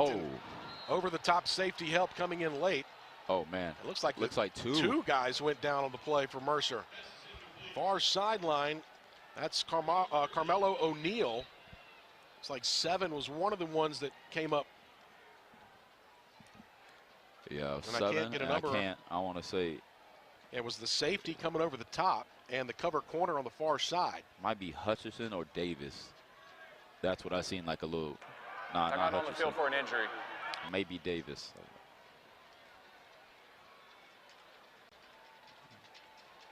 Looks like KJ Thomas is down on the near side. He's the corner on near side of the field. But an injury just off the playing surface far side will stop the clock with 7.5 to go. Catamounts have all 3 timeouts plus the 2-minute timeout. Bears used 1 timeout earlier in the ball game, and right now the clock is their ally with a 46-34 advantage. Catamounts trying to find a way to rally back. And after timeouts, I would say if this was 2nd down, you might see a shot, maybe 3rd down. They just try to get the 1st down. Yeah. This is where Kerwin Bell, Rylan Wells, the offensive coordinator, have taken some shots after stoppages, after timeouts, after delays. 3rd down and 5. Just shy of midfield. Pressure coming backside. Dickens just able to get away. Fires on the run. It's caught by Jai Boyd. Josh Boyd right there with a big catch right there. That's huge. I want to say first reception of the year for Boyd. He's been targeted a couple of times. Yeah. He had a hamstring injury on one leg, came back from that injury, then had a hamstring injury on the other leg, but he comes up with a reception on a first down there. They're going quick. Dickens has the running back. Reed out of the backfield. Reed at the 30. Reed at the 25. Reed out of bounds just shy of the 20-yard line. Man, they're utilizing these runner backs out the backfield, man. They've been great little safeties for the quarterback, Dickens. How do you beat three deep? How do you beat quarters? It's the underneath. Blow the top off with your wide receivers and sneak somebody out underneath. There's nobody there. It's the opposite thing. They're going to, once you blow them over the top, then you back up a little bit as defenders. Now you go underneath. Now we inch back up. We don't know what to do. 1st and 10, just shy of the 24-yard line. Watch out for Boyd. Dickens underneath. Has his man. That's caught by Rawson. Having a career type of day. Michael Rawson with his 3rd catch. He has 2 of those going for touchdowns. First catch he has it in it. Find the purple turf.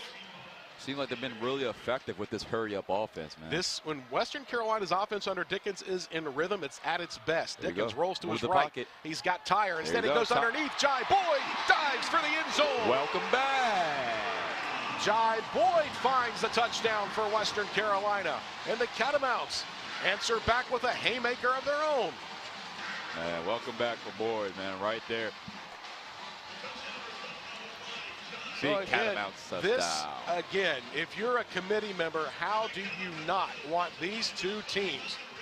This is must-see TV right here in Cullowhee today. Representing FCS football, the FCS playoffs, the toughest postseason to make in all of college football. There's not a magic number. No. There's not 6 wins and you're in bowl season. No.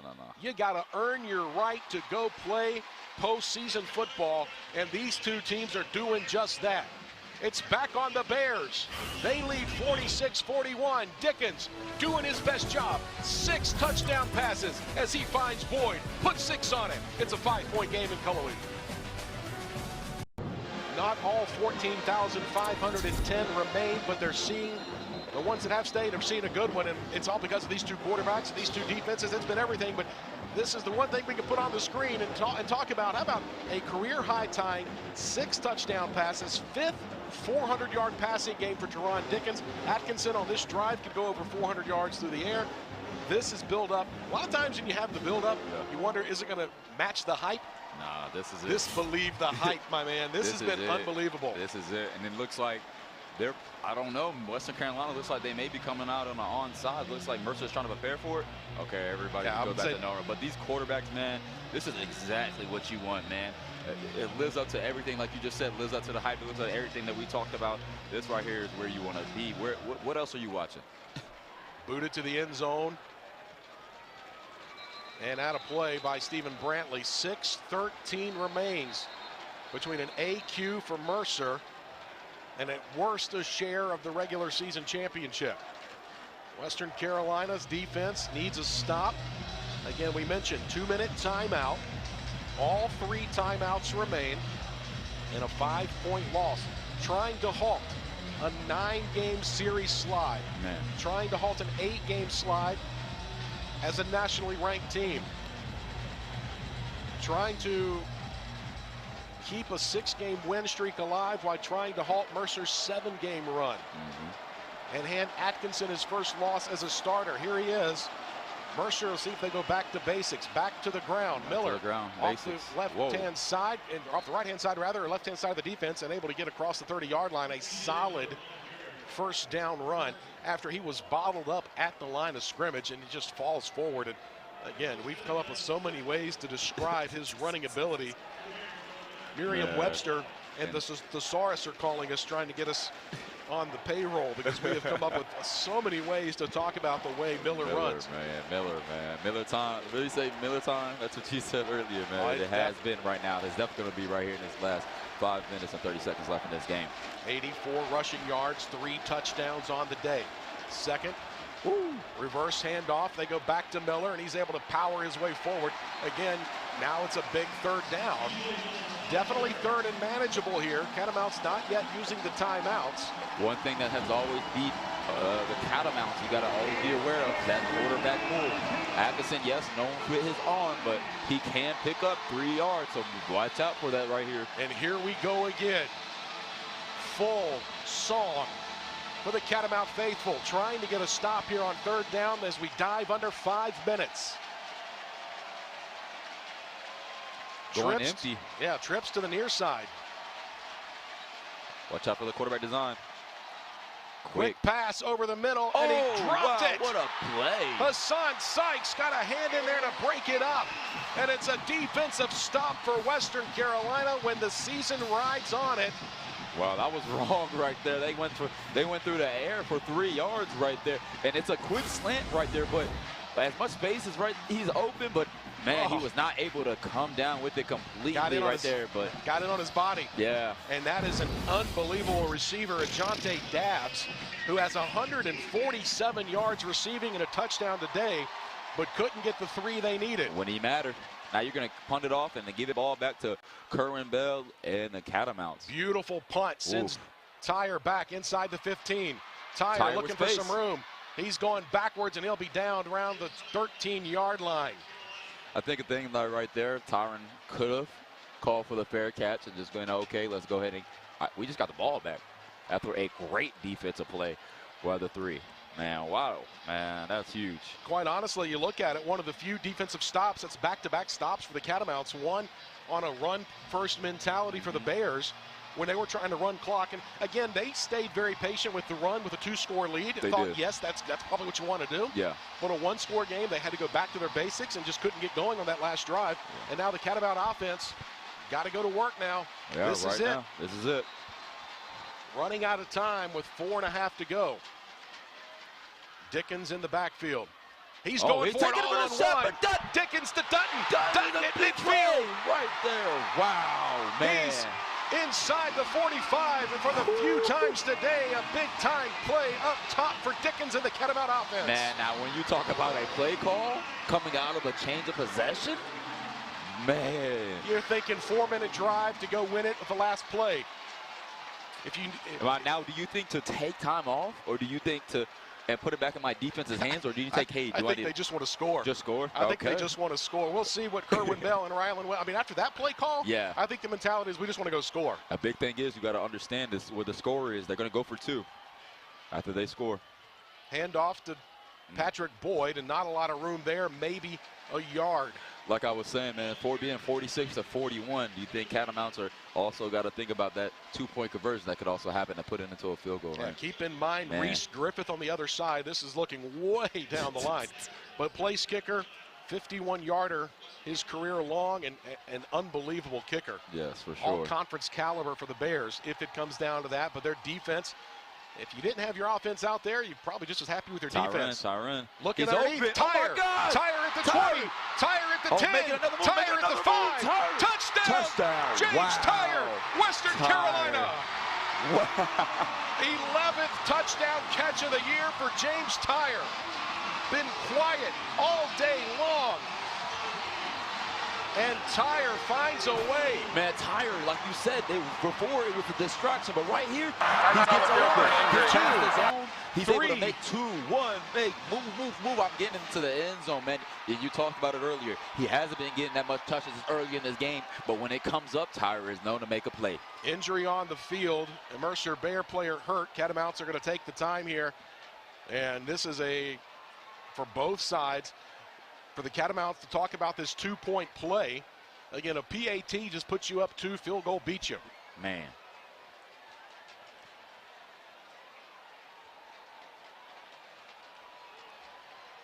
You talk about what's on the line here, and this isn't a championship game of sorts. Mercer, again, with the win, can secure at least a share. They've got one more game against Chattanooga next week. Catamounts, win or loss, can still tie the way things play out. But this would give the automatic qualifier to Mercer because they would have the tiebreaker over Western Carolina, the only team that could tie the Catamounts. But you talk about history. Look at the history of Southern Conference championships all time. And there's some names in there. How about Washington and Lee, East Carolina, West Virginia, Duke, Appalachian State, Furman, not 15 of them. Way over on the right side, Mercer's got 1. Western Carolina's been in the league since 1977 and has never hoisted a championship trophy in the Southern Conference. Talk about what this means to this town, to this school, to this program. These players, everybody, game. alumni, everybody back today. This is huge. And we've still got a lot of ball left to play with 3:13. Two-point play. Dickens in trouble. Nowhere to go. He's sacked in the backfield. And it's another failed two-point try for the Catamounts. That right there is huge. What a job by the Bears defensive front. Way to cage them, though. That right there is a cage like that Coach Jacobs did talk about right there, keeping them in the pocket. You see everything coming back. They did a stunt. They did a stunt right there to get number 91 right there, Swain to go around, now to make it open. They got the confusion right there by the old lineman, but what a great play by Swain and that Mercer defense. Do you like the play call? Would you rather have seen him move the pocket, get Dickens out in space? I personally would. I think Dickens is way efficient and can utilize, he has an option himself, and he's been a gamer. I think they should have went back to that one play where they moved everybody to one pocket where Boyd scored on maybe even a two-point play from earlier. Honestly, yes, that the same one. I think that you got to find something that works from. But if I move Dickens out the pocket, I leave one guy open, but have everybody move. I know that's going to be open. Well, and of course, Dickens moving the pocket. Now you got to make that defensive back. Do I stay with my man in coverage, or do I go tackle the quarterback? Make him hesitate. Make him think. You know, defensive backs. Sometimes you got to make them think. Yeah, I mean that's a tricky situation. You're in the middle of like. He's running towards me, but my defender's right. I mean, my receiver's here, so it's like a little sticky situation right there. But that's something I would have seen. And this is a critical mistake for the Catamounts. Give the Bears the ball at the 35. Kick out of bounds. When you mistakes. Have 3 phases. Free kick out of bounds. You have 3 phases. Penalty places ball at the 35-yard line. Everything matters. In a game like this, every inch matters, and that right there is huge. Giving the Mercer. Putting great position. Again, I don't know why you don't just do what you've done all day. Just kick it out of the back of the end zone. Don't worry about a return. Go ahead and give him the ball at the 25. You're giving them 10 yards closer. And you've got an offense again now. Mercer with 2 timeouts and the 2-minute timeout. If you're Catamounts, when do you think you should start calling those? Yeah, I think you got to wait. You let it play out. 2-minute. Wait till the 2-minute, then start it. Yeah, utilizing them. See what my defense does. Because you've got 3 timeouts in your back pocket. You also don't want to stop the clock too short. If they go 3 and out short, you don't want to make it when they get the ball back again. 2 for 1 at the end of the game. Very true. Braden Atkinson, unflappable freshman in the backfield, looking across. He's got a man just off his hands. That is a beautiful ball. Wow. And a tough drop. I don't know how much. I don't know how much better the throwing could have been right there for McDaniels. Right out of the honestly, hands. Yeah, McDaniel. He got open with a great route right there versus Sky. Good comeback route. Yeah. And honestly, you can argue Atkinson could have put it on the outside, but honestly, if it touched your hand, like my dad says, you got to come back. Hassan Sykes, the best cover corner for the Catamounts, and was beaten on the play. Yes. Second and 10. Pressure coming late. Out of the backfield. Wow. There's the running back. He's all alone with room to rumble. 40, 30, 25. Trying to bring it down. It's going to be first down and 10 Bears inside the red zone. How do you leave a running back that wide open? The thing is, when you look at the play, Miller is blocking. He chips the defender. Then it happens. It's like, you know what? Release. Yo, I'm open. Nobody's around me for the next 40 yards. And that's exactly what just happened right there. Man, you talk about him being the, what do we say, rumbling, stumbling, bowling ball, running, but he come out the backfield to make a great catch play. I didn't think hidden assassin would be one that we'd call him, because he's, how do you miss him? Add it to the list. I'll write it down. Run up the middle, spinning. Different handoff this time as they give it up the middle to Tyrell Coward. Man, right there, obviously, Coward had to come in after Miller. He's probably exhausted after that run. Exactly, he's gassed, and that'll take us to the 2-minute break. Now the discussion is, if you're Western Carolina, do you let them score to get the ball back for your offense? Do you try to make the stop? Again, a lot of things. Do you like drama? We head down the stretch, 47-46, Catamounts in front, 2-minute timeout. Don't go anywhere. Daniel Hooker alongside John Brannon III and JB3. I'm glad I'm not one of those two guys. This is why they make the big bucks here. Oh, no, for Mike sure. Jacobs on the right, Kerwin Bell on the left. Again, they were very gracious with their time earlier this week and talking through this one. And All the talk is done. Final 2 minutes of a 1-point game and an instant classic here in the Southern Conference. Yeah. 2nd down and 7. Oh, wow. They're going to throw it out of the backfield. Harris inside the 5. Well, flag comes in. What is it? We not. Whoa, what? They never blew the whistle. They never took him down?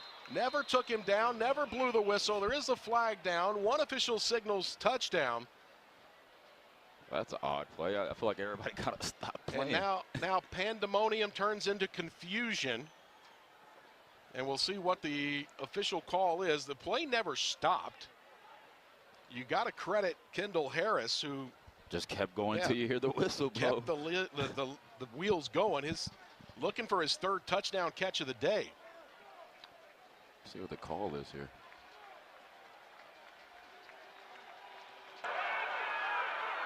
Pass interference. Number 7 of the offense.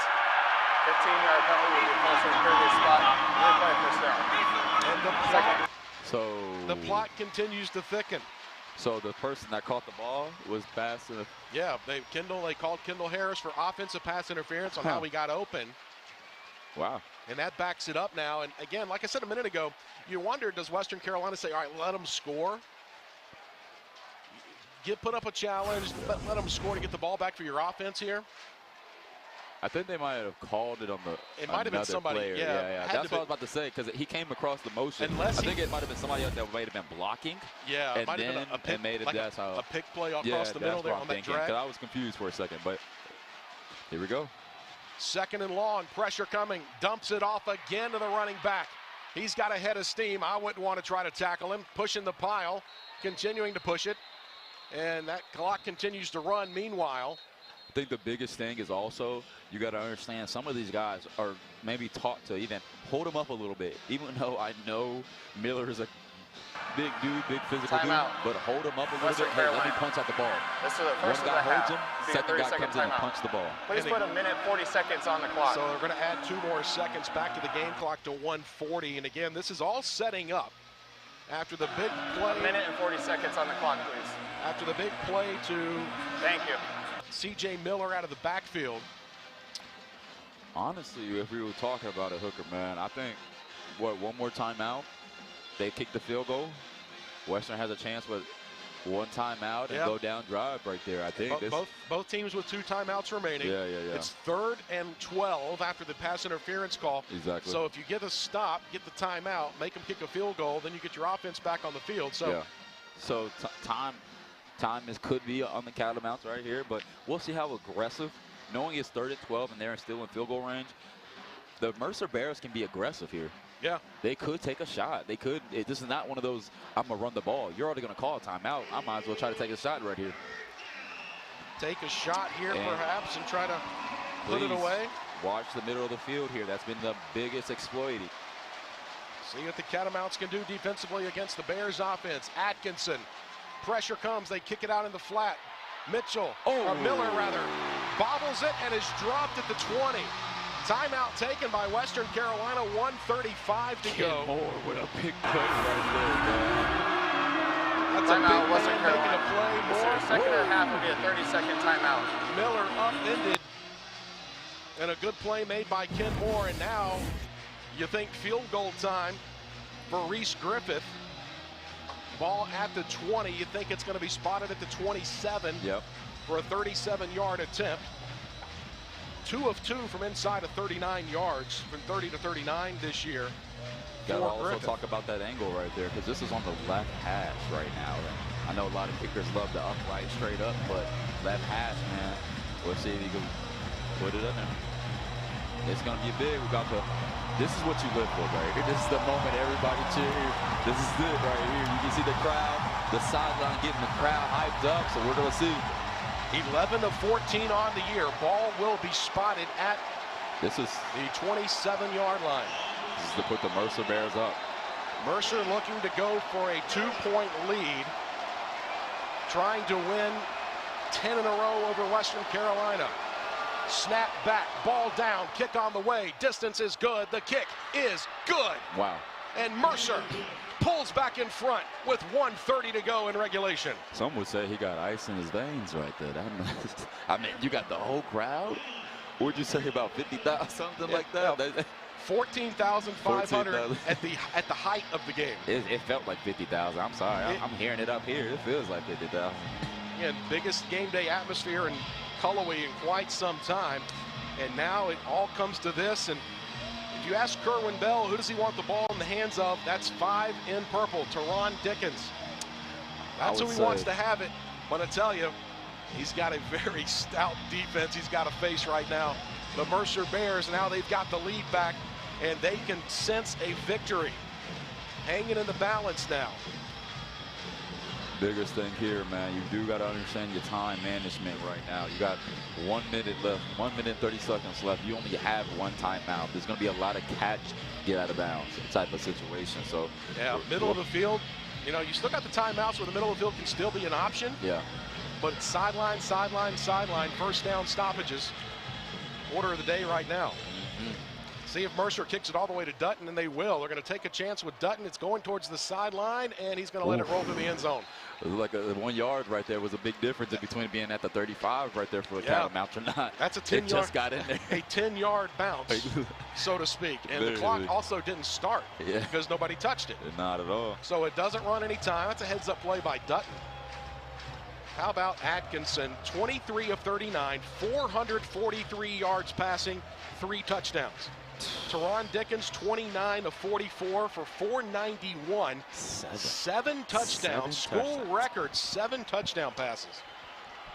We'll see right here what they got, man. I mean, Tyron's been a big sting right here coming in the 4th quarter, so we'll see in the clutch.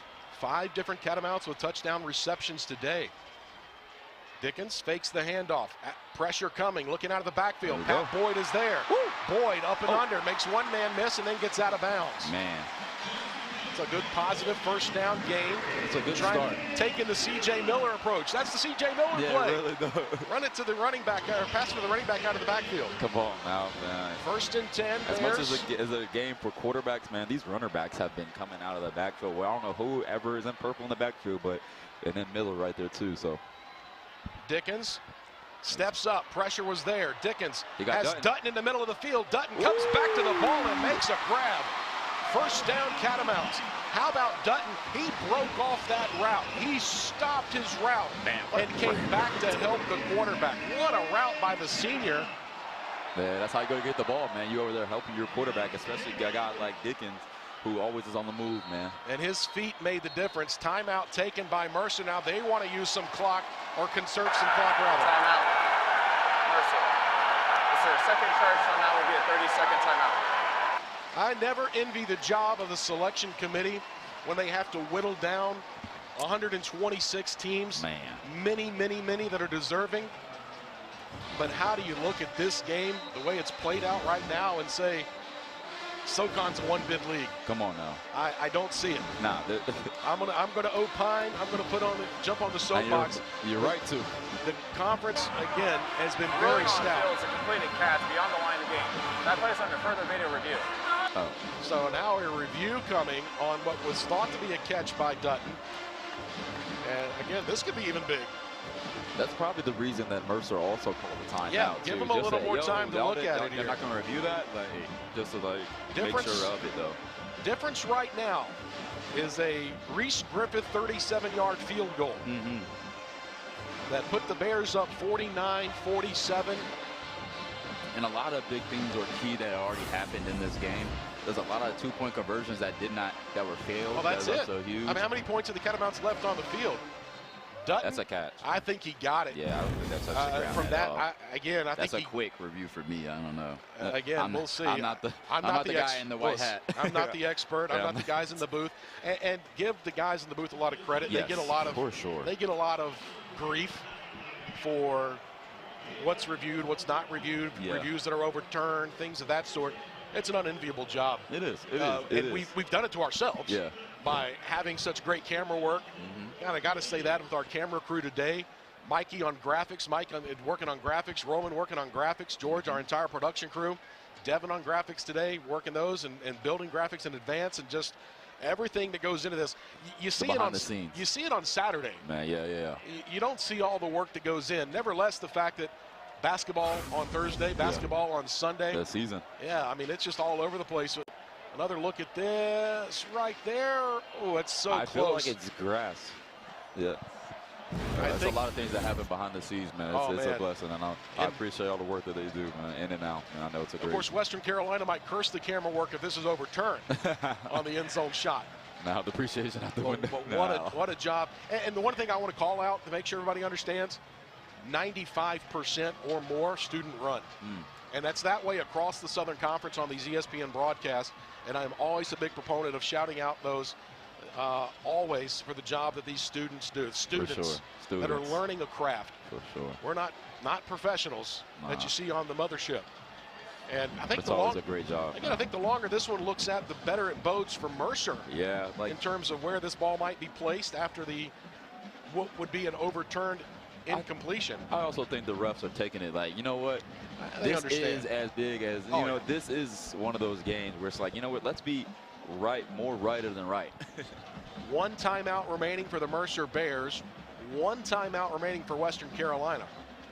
And an extra long review.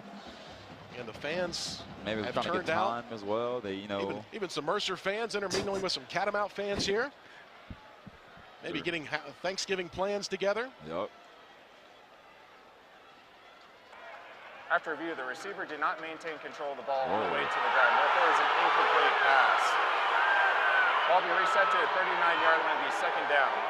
He's reset the game clock to a minute 18 seconds, and Mercer is not charged a timeout. So Mercer not going to be charged a timeout. 8 seconds added.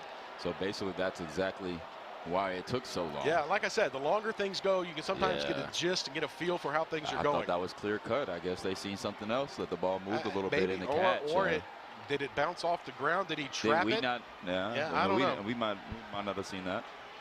So nevertheless, it'll be 1:18 to go. Take it off the board. That's a big play right there. On the catch by Dutton. Bear fans coming to their feet far sideline. 49-47. Dickens in the backfield. Pressure coming. He dumps it off underneath. And that'll be a good second down gain out to the 46-yard line. Catamount's trying to go quick. Back to the ball. Get the center. Get it set. 1:05 and rolling. Long run. Third down, two. Got to know that. Yeah, third here, under a minute to go. Zock becomes pressure. He's open. Tyers all alone. Tyers inside the 35. Wow, man. Keep in mind, a field goal for Western Carolina can win the game. This is huge right here. Everybody's on your feet. Going are you quickly. Not entertained? They back it up to the 35. First and 10, Catamounts. Clock rolling at 48 seconds. Dickens. Pocket taking there, a shot. Looking to Malik Knight. Knight holds it in on the sideline in front of the Pride of the Mountains marching band. Sweet music for the home squad. First and 10 inside the red zone. 42 ticks remain. Teron Dickens delivering the shot to Malik Knight. Man, what a play right there. These two defenses on either side are straight gas, John. Yeah. This has been, it's turned into the track meet we thought. It just took a little while to get there. It was one down to the wire right here. 42 seconds. Handoff goes to Boyd up the middle. He stopped, stacked up, no gain. Again, do you play for the, touchdown or field goal? There's the guy right there that could be the man of the hour. Marcus Trout, freshman. Talked with Mike Jacobs about all the youth that he's played this year. Kerwin Bell's had some youth to deal with. Dickens on the run, left side, around the outside. Dickens is going to get out of bounds. Great decision right there. On a straight quarterback run, and now it's third down. Mercer might be holding that timeout to call at the end. Ice the kicker.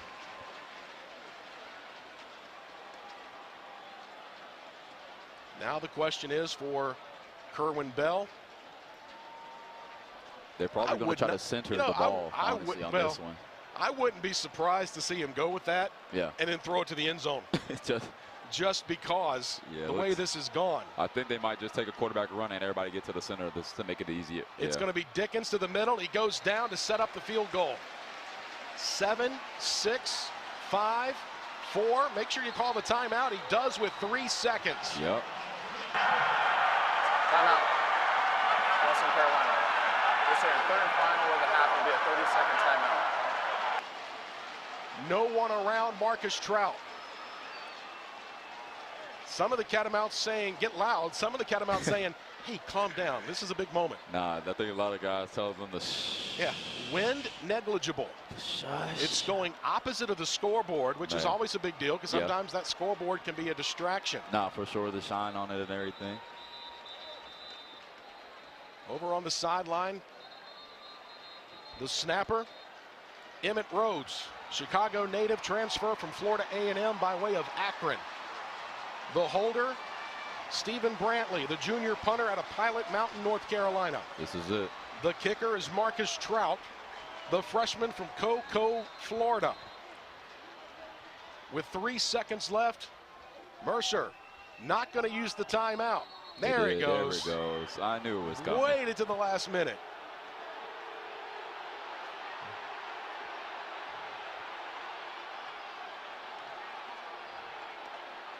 Catamounts arguing that they don't have any timeouts. There was not the review. They called a timeout on the review. This is their second of the half. They do have one, though. They do have one left because I guess it's not on the scoreboard. The scoreboard says zero. The scoreboard says zero. So scoreboard that's why. says zero but the review. Yeah, they do have one timeout. Mercer was given a timeout back during the last replay review. Therefore, they have one timeout left. Good explanation from our official and the right call. They took a timeout to get the official review. Yeah.